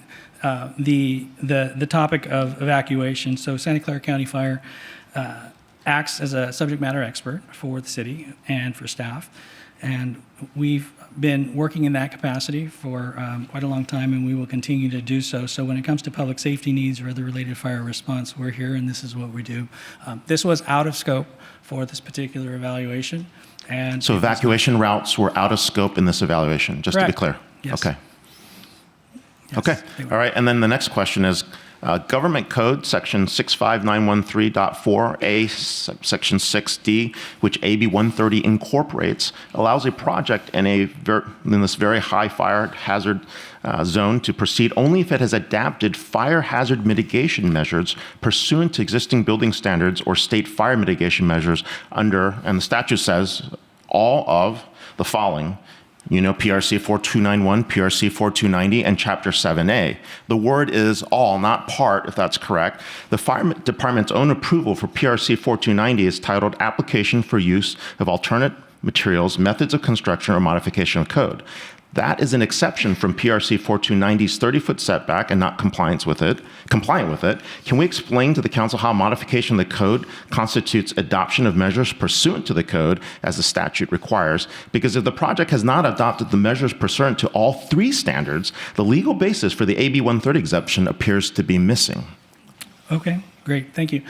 The exemption from CEQA, not in scope for us. We actually were reviewing in accordance with 4290. In 4290, the definition first with same practical effect is used in the subchapter to mean the exceptions or alternative of the capability of applying accepted wildland fire suppression strategies and tactics, provisions for firefighter safety, which include access for emergency wildland equipment, safe civilian evacuation, signage that avoids delays in emergency equipment response, available and accessible water supply to effectively attack wildfire or defend a structure from wildfire, or fuel modification sufficient for civilian and firefighter safety. All of those things are in scope under that definition. With that, with regard to exceptions to standards, the exceptions to the standards in section 127007 exceptions, upon request by the applicant, the exception to the standard with this subchapter may be allowed by the inspecting entity in accordance with Title 14, Section 127006, where the exception provided the same practical effect and these regulations towards providing defensible space. So the request in section B of that requests that the exception be made in writing to the local jurisdiction and that the applicant and or their authorized representative. So we did receive that. The setback request was specifically outlining the setback. The setback was for the parcel, and the 30-foot is the standard, and that's the starting point. So all parcels shall provide a minimum of 30-foot setback for all buildings from property lines and or the center of the road, except as provided in subchapter B. So absolutely no challenge to the fact that 30 feet is the starting point. Vice Mayor? The reduction in the minimum setback shall be based upon the practical reasons. Excuse me, can you put what the document you are reading on the slide projector? Yeah. Oh, there you go. That's even better. Put that up. The public can see, because it's a very long paragraph. I think I know how to find it, but it will help the public. Thank you. Yeah, so with that, this effectively will tell us that, or this informs us to how and what we should be evaluating and the scope of which we should. This is the objective standard that has been provided through 4290, the non-combustible block walls. So I get 4290. I get 4290, but 4291 isn't in there. So let me pull this all together here. So I've got everyone here, and I know it's a lot of technical jargon and legalese and policy for everyone out here, but there's apparently three things we have to answer. We've got 2 out of 3. So let's bring this full circle. You've explained how the department and yourself evaluated the proposed proposal, weighted the mitigations, determined that a 5-foot zone was okay, reconciled competing types of evacuation data, and decided that SPE, same practical effect components, required analysis. And every one of those steps involved your professional judgment, and that is entirely appropriate, and we trust you there. But that is what we expect from our fire professionals. But AB 130 provides a CEQA exemption only for projects that are ministerial, which the city applies objective standards without exercising personal judgment. 14 CCR 1276.01 sets an objective standard 30 feet. The proposed project has 10 feet. Your own plan review labels that a deficiency. So my question, and this is for the city attorney as well, is this, and well, was the fire department's same practical effect, SPE finding, a ministerial act or discretionary one? And if it was ministerial, then no real safety evaluation occurred and the neighbors should be concerned. And if it was discretionary, which the record of this evening's testimony might demonstrate, then this project has a discretionary component and it is not eligible for an AB 130 CEQA exemption. I'd like an answer from our city attorney and from the fire department.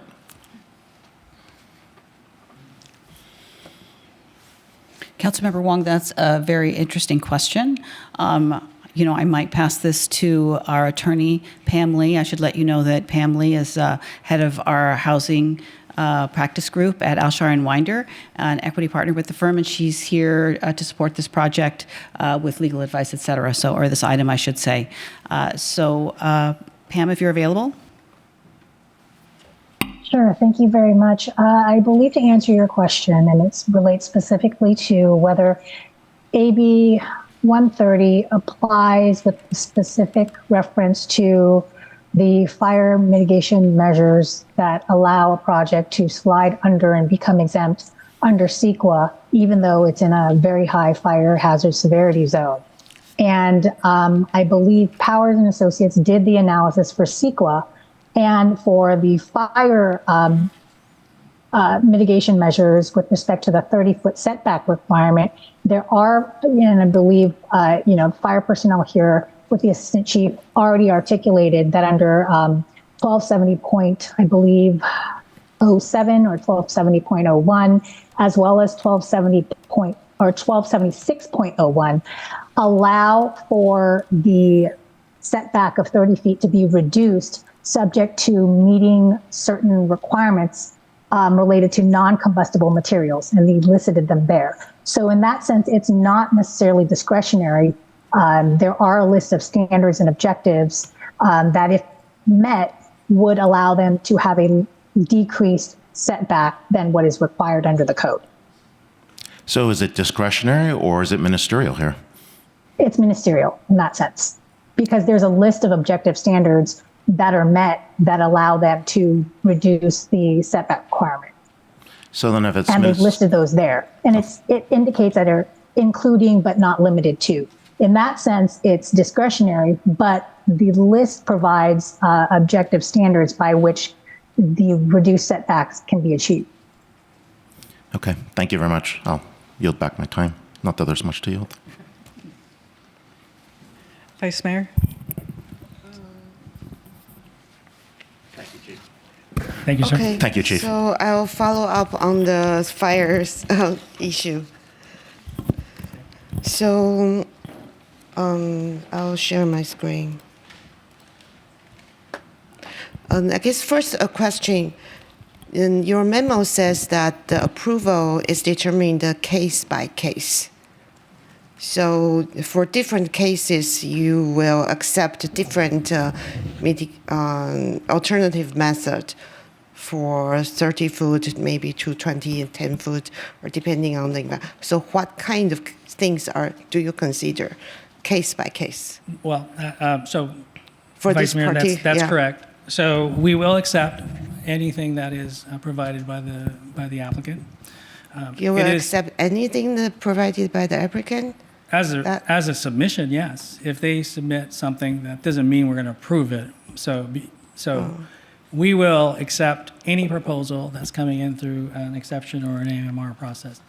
They have to follow the format and basically identify what deficiency they are trying to mitigate against. They're going to come up with their own proposals. And at that point, that's where, for this same practical effect effort, we will be looking at the effectiveness and the perceived deficiency that exists. We'll make sure that, just like I explained earlier, we'll align that with the deficiency with the proposed setback.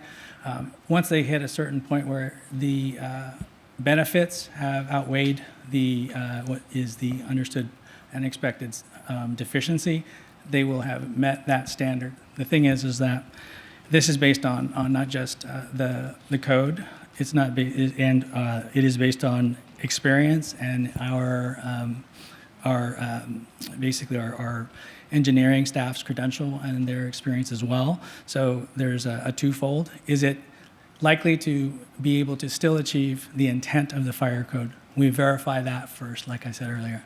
So we make sure that it's in alignment. We make sure that it's in alignment and that what is proposed is going to actually solve the problem. So if it's a water problem, we look for a water solution. If it's an access problem, we look for an access solution. Sometimes it's a time problem. So something that buys us more time from an operational standpoint will actually allow us to get there sooner. This is one of the reasons that sprinklers are such an effective tool in any mitigation. So there is no written standard that's adopted by anyone on what kind of mitigation measures would be sufficient, would have the same practical effect as 10-foot setback versus 30-foot. There is nothing written. An example is the ones that we approve. So the applicant proposed a list. You kind of evaluate based on top of your head. No, we do it the way I said we do it. And so what that means is that we have a process and we follow that process. So with that, we evaluate based on what it is. If they fall short because the mitigations are insufficient, they get rejected. So what technical analysis do you do to decide if number 1, 2, 3, 4, 5 is not sufficient, you need 6 and 7? What technical analysis do you do to determine if it's sufficient or not to provide the same practical effect? So we will take the mitigations that have been offered. We will make sure that they are in alignment and they do have an effect. If they seem sufficient, we use our experience and we use the code and we use the commentary to make sure that the intent is correct. And we make sure that that is in alignment. For example, if I have a reduction where I'm going to experience a bit of a water deficiency, one of the things that I can do is I can have the water system enhanced in some way. That's one thing. I can also increase the number of sprinklers in an area, or I can increase the spaces that a sprinkler has to be provided. So those are all effective mitigations. They all have a predictable impact. And the thing is that in this business, it's very difficult to say how much property value did I save. We can't. So these are not adopted measures. I'm sorry. These are not adopted mitigation measures. They are determined case by case based on your experience, according to what the applicant proposed. The adopted mitigation measures are in 4290. They are part of the exception but definition. There is no adopted mitigation measure for 10-foot setback. There is none. 10-foot setback, like I said, an example of a combined mitigation plan is what was presented in that multi-phase, the two that were on the specific list, the two that were in addition, the combination. Do you know what's the age of the existing homes next to the property? I believe they were built in the 50s. They are built in the 50s? I believe. So they are not built with the modern home hardening standard? No, they are not, as far as I understand. So the 30-foot setback, one of the most important issue to require 30-foot setback by the state is to reduce structure-to-structure ignition. Structure-to-structure ignition has been the focus of what I'm talking about. So how do you determine that when the existing homes are built in the 50s? I'm sorry, I don't understand the question. When the homes around the property was built in the 50s. Are you talking about the homes in the neighborhood? Yeah, in the neighborhood. There is no evaluation of the neighboring homes or homes So that are a block away. how That is do not you in scope. determine that the 30-foot setback, the effectiveness of provided by 30-foot back setback would? What exactly are you trying to? I'm trying to decide based on the California code. Yeah, The alternative method should provide same practical effect. Okay, so and the same practical effect should be the same as 30-foot setback, even when, especially when you have older homes. And so I'm trying to comprehend how the proposed measures can provide the same practical effect as 30-foot setback, especially when you are in an older neighborhood. The 30-foot setback, as specified in 4290, has the exception for a condition that does not have the 30-foot setback. Therefore, it actually if you can creates, prove it has the same practical effect. and therefore it creates the parameters for evaluating same practical effect and how to evaluate same practical effect for setback. That is found in 1276 and 1276.01. So with that, that is the objective standard. That is the standard we use. That is the way that we applied it, and that is what we did in this project. Okay, so for example, one of the proposed mitigation measures that's on the screen right now is a fire sprinkler. So when would a fire sprinkler be triggered? By heat? It would be triggered by heat, most likely. By heat, right? It hasn't been. Yeah, but we don't actually have the plan yet. but we know that structure-to-structure fire could be triggered by ember that may travel before the heat even reach the area. I'm So glad- how could a fire sprinkler triggered by heat have the same practical effect as 30-foot setback?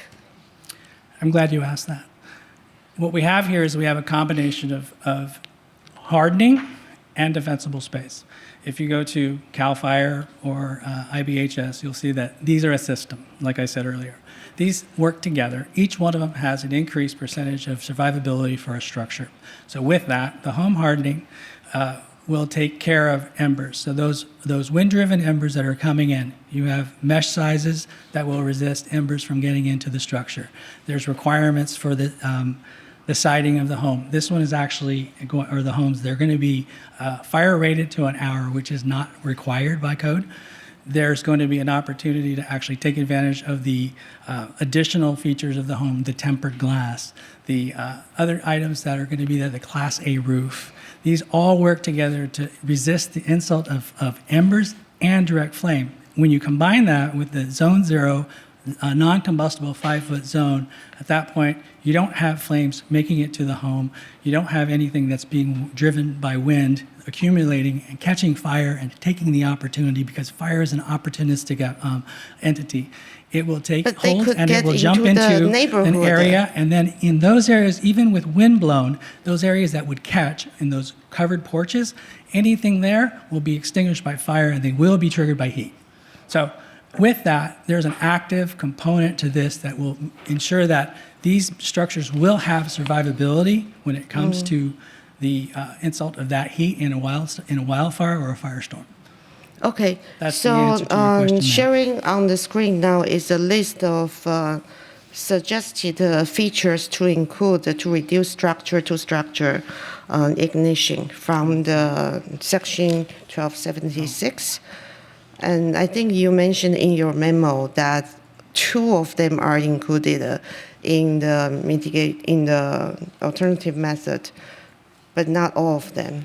If you So how come you did not include non-combustible block walls or fences? Non-combustible block walls or And you fences. did not include the hardening of landscaping, and I think not including reduction of exposed windows. Are they? So, because from 30 to 10 feet, it's a huge reduction. I will acknowledge that is a significant decrease. So I understand your concern. Let's get to the question. Features such as, but not limited to, very first important point. So that means anything in this list, these are suggested specifically. So of that, The ability to actually enforce or request the non-combustible block walls or fences is still one that is in our future. It is something that if it were to come to when we get to the building phase, this would be one of those things that's specified. We did not see that in a plan. It is our intent to make sure that we continue to enforce 4290 and any other standard, especially with regard to fire protection on these projects, all of them, which we do across the board. Non-combustible materials, the 5 feet, and the landscape or the hardscape landscaping is actually overlap. That hardscape landscaping is a component of the Zone 0, which is also not specified as a required item now because Board of Forestry never came down with a recommendation for it, but they are still going to be applying it to this project. The reduction of that, and then setback. So with that, what we have here is we basically have a structure that actually does have resilience, and it has much more than just about any other one in the neighborhood. This is something I will not deny. The homes in the neighborhood exist, but they do not have whatever wasn't actually added to them or modified. Those are components of that particular property owner. Land use and other rights are one of those things that we have to make sure that these things and our observations and our requests or our enforcement stops at the property line. So with that, the property line is 10 feet away. We actually don't have 10 foot as the zone. We have at least 14, because if you build an ADU, you have another 4 feet. With a non-combustible fence, that's a heat shield that will also resist heat, just like as if radiation. It's time, distance, and shielding. So with that, it will also act as an essential aid in making sure that flame or heat isn't getting towards these buildings, and or if these buildings ignite, it will not be pushed out as far or hard. So with that, for those things that we could look at, we looked at them. For those things that we evaluated, we did. There were no waivers. We don't give anyone a waiver. And that's actually one of the reasons that I catch so much heat. So with that, I'm okay with that. Mm-hmm. And when it comes down to it, we try to make sure that we're always enforcing in compliance with the code. We worked with Board of Forestry, CAL FIRE. We asked for interpretations. We asked for additional information. When it comes down to it, we look for as much assistance, clarification, and support that we can from those agencies that create the legislation. And in addition to that, we also make sure that we're dealing with our own legal advice so that we're always within our authority. So we do that, and we do that consistently. So one last question is regarding the justification to receive alternative method. Is that justification is if density requirement, and as the staff has mentioned, when the city adopted 20 units per acre, they envision a product type. There exists a product type that would meet all of the city requirements. However, the applicant choose to provide a product type that would require the 30-foot, that would not meet the 30-foot setback. That would be because it's a larger 4-bedroom townhomes.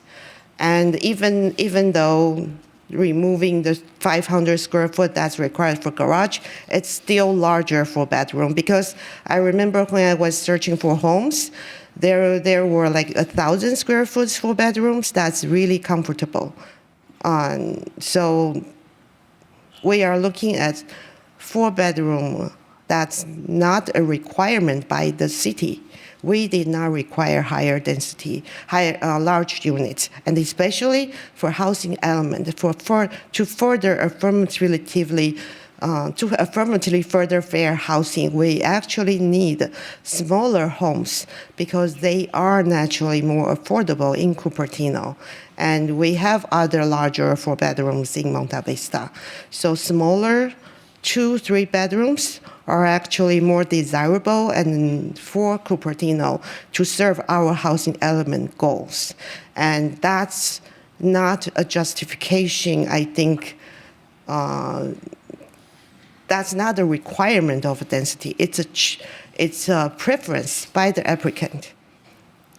And so how would you justify that they meet the justification requirement for practical reasons?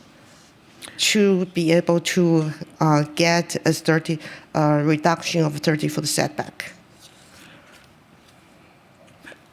I don't disagree with anything you said. This is a design choice. This is for the applicant and the builder to answer. So with that, Agreed. we That did means not. you should we did not approve the negative. AMR What we request. did was we accepted an exception request because there was a deficiency. That is the trigger.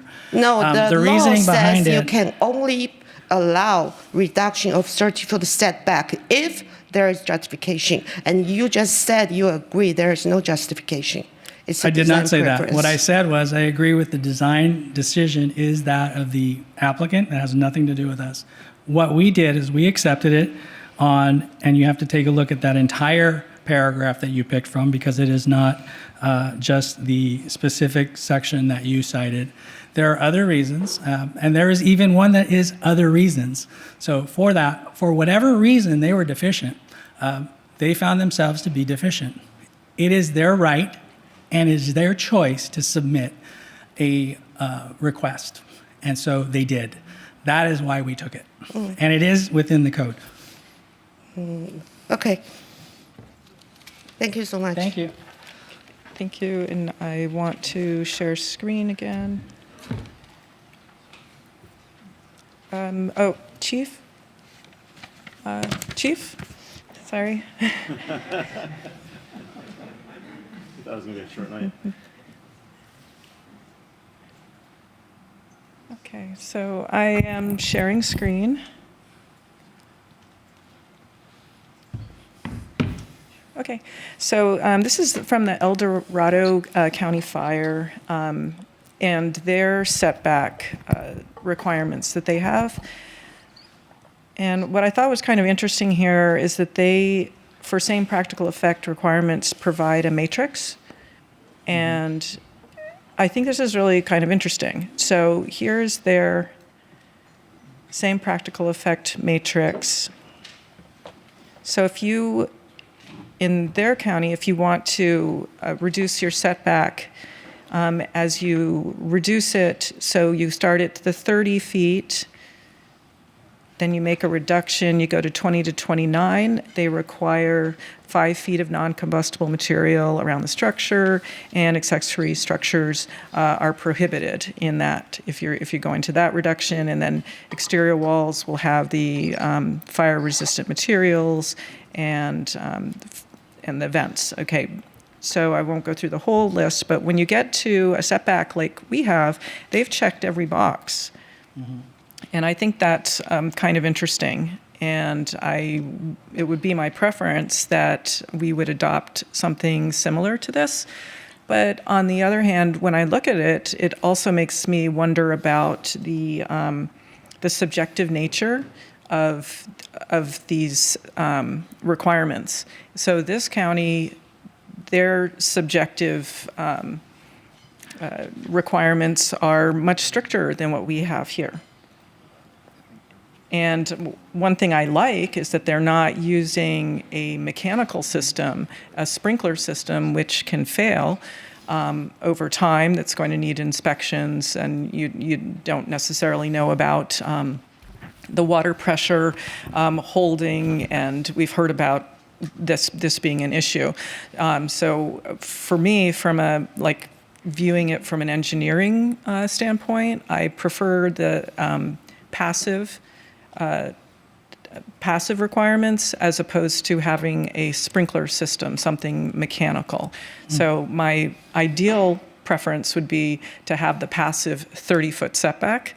And then, I like what they're doing here by having the stepped up requirement system. Do you have any opinions about this matrix, and have you seen any other counties with similar matrices like this?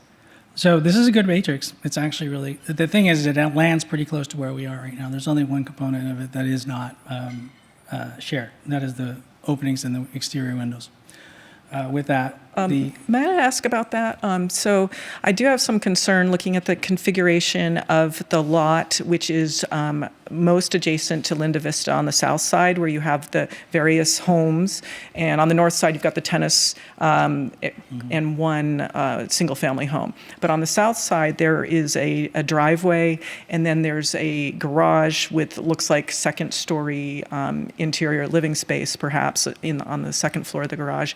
That's only like 5 feet from the property line, so your actual structure-to-structure distance is going to end up being 15 feet, and I find that to be very, very close. Even if you did put a metal fence or some non-combustible fence in between there, the structure is much higher than the fence there. So I have this concern about the window space that they're having on the new development, that if you were to have a power wall, battery fire, or a electric vehicle fire in that driveway, which extends along the property line there, that is going to be a much different kind of situation than if you simply had the wood structure burning in terms of heat. And I do think that we're going to be seeing more of these home battery packs being installed in the neighborhood. I did notice some solar on a few of these houses already. And it not only do you have the heat from that, but you have all the toxic chemicals that are coming out of that. So is that something that's being considered? I saw a little bit of this when I was doing my research, that it's kind of brand new. Great question. I'm going to tell you one thing, and this is for everyone. We have not seen the actual plans for this final project yet. Where if it did have an ESS or a battery back, a wall, it hasn't been located yet. We will see it coming up in the building phase. These are the things, and that's the time when we'll look at it. Like I said, everything that has any kind of component of fire safety, we will look at and we'll make sure. That is actually where I just spent a week learning about these ESSs, the BESSs, and batteries. It's a huge concern, and it's such new technology, especially with the new lithium-ion incidents that are going on right now, some that have actually happened locally and then Moss Landing. It's a huge concern, and we're taking it very seriously. So when it comes to things like that, I would say absolutely, those things will be in scope, but we haven't seen them yet. But we will evaluate them, and we'll make sure that considerations like that, because I share that concern. The next is with regard to a passive or active system. Max on the passive systems and get the active systems is my philosophy. So having both will be better than having just a few. None will take the place of the other, and they work together once again as a system. Did you have anything to add as far as the technical components? Chief Fox has the technical side of the house. Just on the comment of the ESS, we do look at ESS regulations as they relate to windows, and the fire code regulation that's adopted by the city of Cupertino is that windows or openings into a building have to be 3 feet from a ESS. So just to give you some perspective, if someone were to put an ESS on their exterior wall, the requirement is only 3 feet from windows and doors.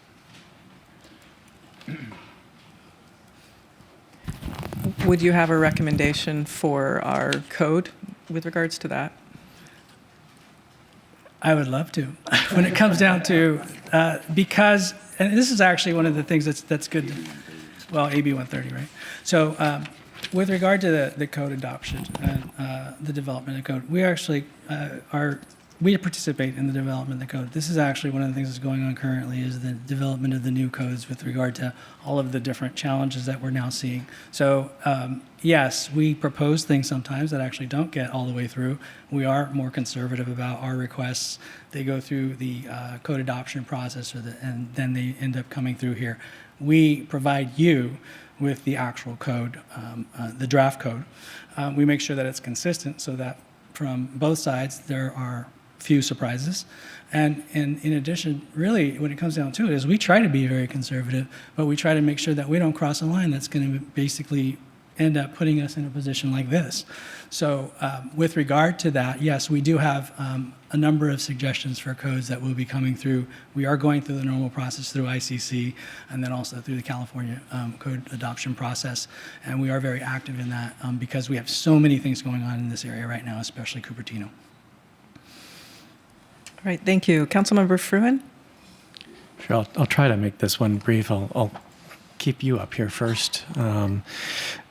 There was a comment earlier with regard to Public Resources Code 4291 and why there was or wasn't sign-off on documentation related to this statute. But as I read the code, that seems to apply to projects that are in the state responsibility area. Is that accurate? So 4291 is basically mainly vegetation management. So with regard to the actual structures, 4290 is actually the one that applies. The closest component to that, there is overlap because 4291 does include Zone 0. So anything in all three zones. So we are actually at a very high. All three apply. So 4291 does, but is not part of the building process. You still have to observe. We will now be observing for this particular project until it gets memorialized in a current accepted standard and adopted. We will be getting the Zone 0 components, which we don't have to in the rest of the state at this moment.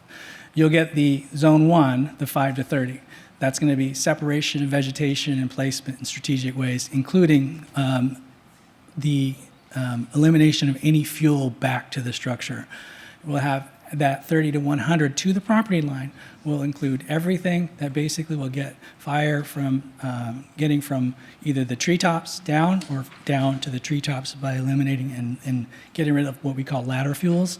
Also, spacing takes into account slope and other types of vegetation. There's an entire list of acceptable fire safe or fire safe vegetation types, and those that are absolutely not supported or restricted. So it's pretty comprehensive.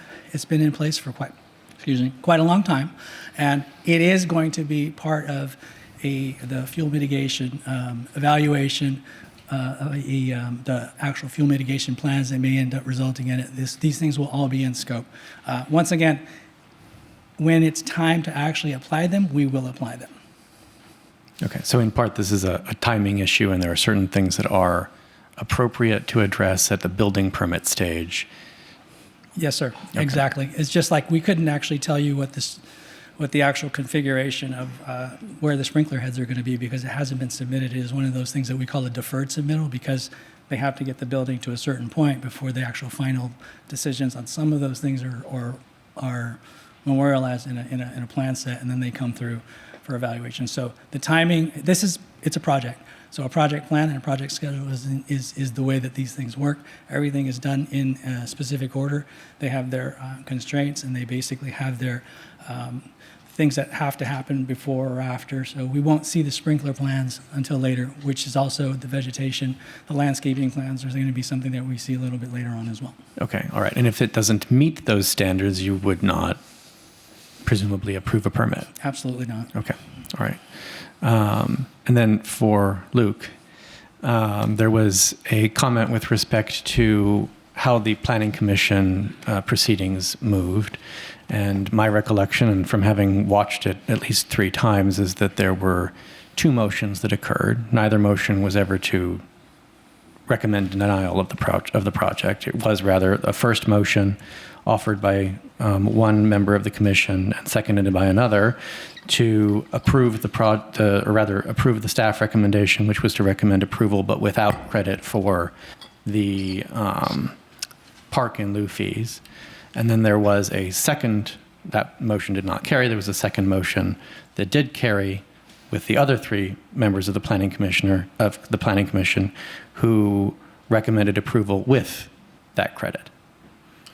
Yes, correct. And even the comments of the commissioners in summing up, I think for the housing development, there appeared to be a 5-0 support. The 3-2 vote occurred with the trail connection and the reduction in fees. Okay. That there were 2 commissioners who clearly did not support that. Okay, all right. I just wanted to clarify that. Thank you.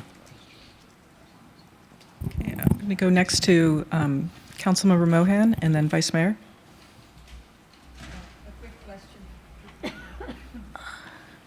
a quick question for you, Fire Chief. Since this property has always been in the high hazard zone, and it's now been reclassified as very high hazard zone, what is the adjustment that you had to make in your review? Great question. Thank you for that. It actually it wasn't subject to 4290 before. There was no 30-foot setback requirement. And when I was here to present the LRA map adoption, and I was the one that tried to explain to you why there was such a big change. So with that, one of the things that I talked about essentially, what is the difference? The difference is that there are going to be different building standards. There are going to be different things that are required for the Chapter 7A. So we had to make sure that, first of all, Cupertino did desire 4290 to apply, and we confirmed that. Once that happened, we actually applied it. So that happened in December. Was it December for us? I think it was in December. That we actually realized that, okay, or where the decision was made to make sure that we applied it. So that's when the deficiency was basically when it became a deficiency. So the line moved. So that was what we did, and that's how we handled it. We applied 4290 when it became the law. Oh, okay. When you say the line moved, what is the line? So the actual zone was high. High does not require minimum fire safe standards in the LRA. It still does not. It's only very high. So with that, the defensible space component also does not apply. So the 3 zones is not something that a person in the high or the moderate has to do currently. So having that transition over from high to very high means that now the defensible space and the building standards and 4290 apply. So we applied them. Can you repeat that? I sort of missed the last words. So before, there was no requirement for defensible space. Right. There was no 30-foot setback requirement. There was no fuel mitigation or defensible space, and there was no requirement for some of the building standard stuff. So with that, being now after, I think you adopted in June, I think it was 17th or something like that, where after the second reading, at that point it became law. So we had to verify through Cupertino that you indeed did want it to. Our recommendation, of course, would have been to apply it. So the answer that came back and the verification was yes, apply it. So that's when we actually applied it, and that's where the mitigation was required, because that's when the deficiency actually became a deficiency. It was not a deficiency before. Is that clear? You want to add anything, Brett? All right. I can try again. No, I'm just a little puzzled that now from high to very high, and now the setback has decreased? Correct. So the setback requirement, before, when it was in the high, and before the LRA map adoption, that was actually the event that changed the requirements or the rules. When that was adopted by council, at that point, this property became part of the adopted map, which said you are in the very high. Right. So it changed the designation, which also changed the requirement. So now the requirement wasn't 10 feet, it was 30. So they actually, I believe, had a compliant setback before that. Once council adopted LRA, it did not. So they found themselves in a position, and once again, it's for the developer to respond to with regard to the decisions they made at that point, change it or go for the exception. This is their choice, and it is the choice that they made to put in for the exception. Okay, and you have approved the change from 30 to 10? The change from 30 to 10 happened because of the action of the LRA map adoption. The actual line and the project did not change. So when the exception process came in, we went through the same practical effect evaluation through 4290. We applied it as it prescribed for us, and we went through, and they had proposed enough, and it was deemed that they did meet same practical effect. Okay. So if this did not change, if we're going to get to for instance, if this zone did not change, that setback would not have required an AMMR or an exception request. Right. Okay, thank you. Vice Mayor, and then Councilmember Wong. Just quickly, I think we were talking about the justification for the setbacks reduction. This is a screenshot of the fire chief's document.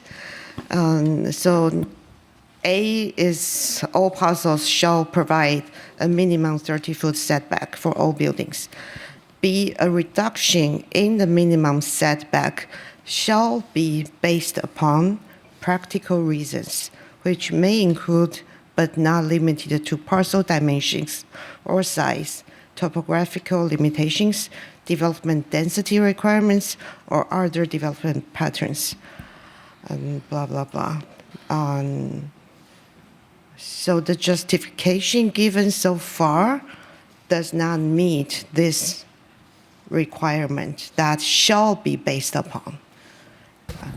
I would include or other site constraints is the But qualifying these are not, component. these are design choices, as you have mentioned. That doesn't change what And it says. It says other site constraints, and that's what I would say That's not applies site here. constraint because they could build smaller units so that the units are more affordable, so we can better meet housing element goals. And the That's- development density requirements? We require only the number of units, not minimum unit size. So the deficiency existed. This is very broadly worded, and I think that is, I know it's intentional. So with that, the submission that we received definitely would fall into the other site constraints potentially, and it may others as well. So Those design choices are not site constraints. Site constraints means physical constraint of the site. It means in context that other site constraints apply, and therefore they do, and that's the way we read it. And also the alternative should provide the, same practical effect. Anyway, okay. Pardon, Vice Mayor, I was wondering if you are curious what the fire chief's ability to deny the request is, and maybe that's a question for our city attorney or for the fire chief. Is when can they deny? On what basis can they say this isn't a practical reason, or you actually don't need this, and I'm going to tell you why you don't need this? What can they do? I do think that would be a question for the fire chief. This is different from density bonus law and case law around that. This seems to be something different, where with density bonus law, like with them having 0 density bonus units, yet still expanding the project, there's some case law that we have to rely on there. But here, this is different. This is not density bonus law. This is something else. Yeah, I read that usually the applicant is supposed to provide the justification to show that there are practical reasons, site constraints, and in this case, they can provide comparative study of different configuration and say that, this other configuration somehow is not feasible with site constraints. But I don't think that requirement has been met. Is that under the density bonus law? No, under this language. Pardon, there were 2 bits within the AMMR request. There was one that was referring to the density, and the second one was talking about basically the existence of a village court causing a constraint.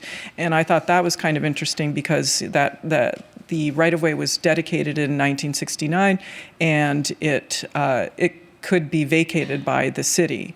And so if the issue is a village court is causing this problem, we could vacate the street. I think it would be subject to the Surplus Land Act at that point. But it seems like there was an alternative there.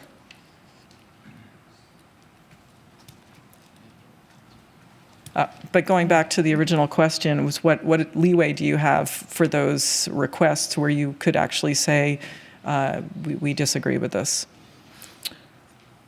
So as far as the justification is concerned, it is presented. And when it comes down to it, the mitigations that were offered are the ones that we evaluated. Chief Fox is going to respond to this one. And I may add something when he's done.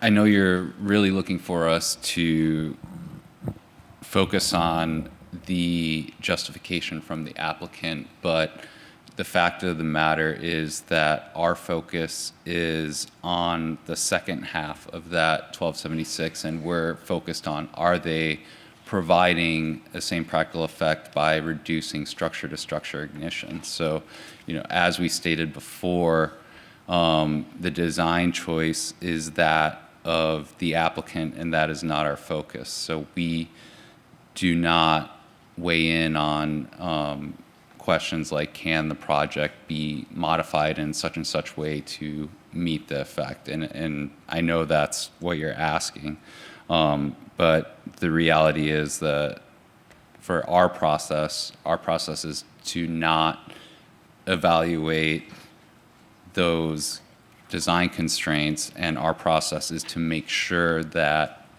the justification used is meeting the intent of both that structure-to-structure ignition reduction and the definition of same practical effect. So that's what we're focused on. We don't weigh in on whether the justification listed by the applicant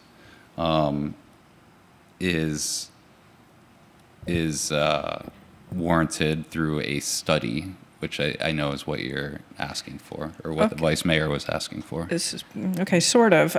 Is there ever a level of request that would be deemed unreasonable, such that they want to go down to 4 feet and they've got this special material that is super flame resistant, and they don't even need to have a sprinkler there, and they're not going to put any windows? Is there any request that becomes too unreasonable?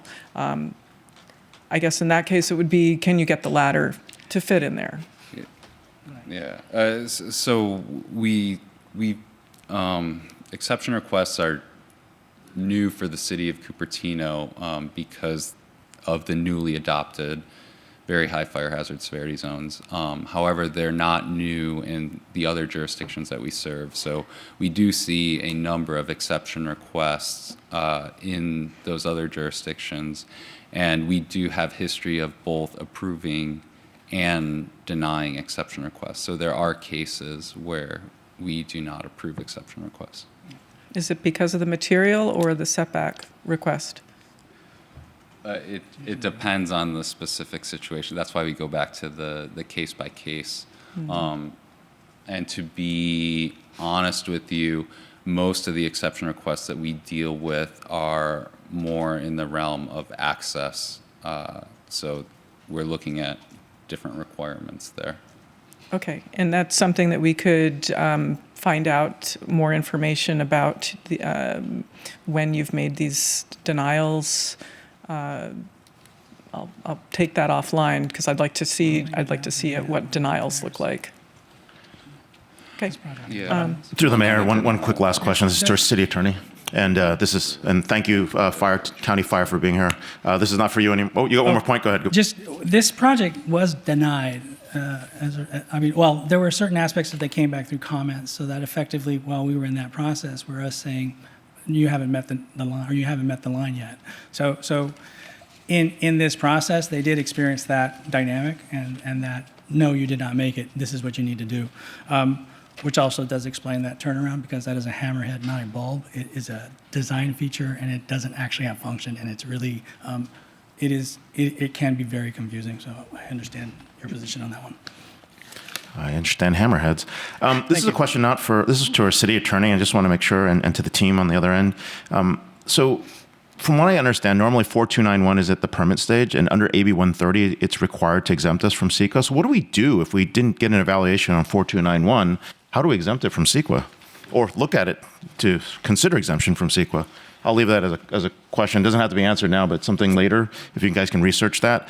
And I'm hoping we can get a bio break. I believe we have completed the council questions. We'll take a 5-minute break. Thank you.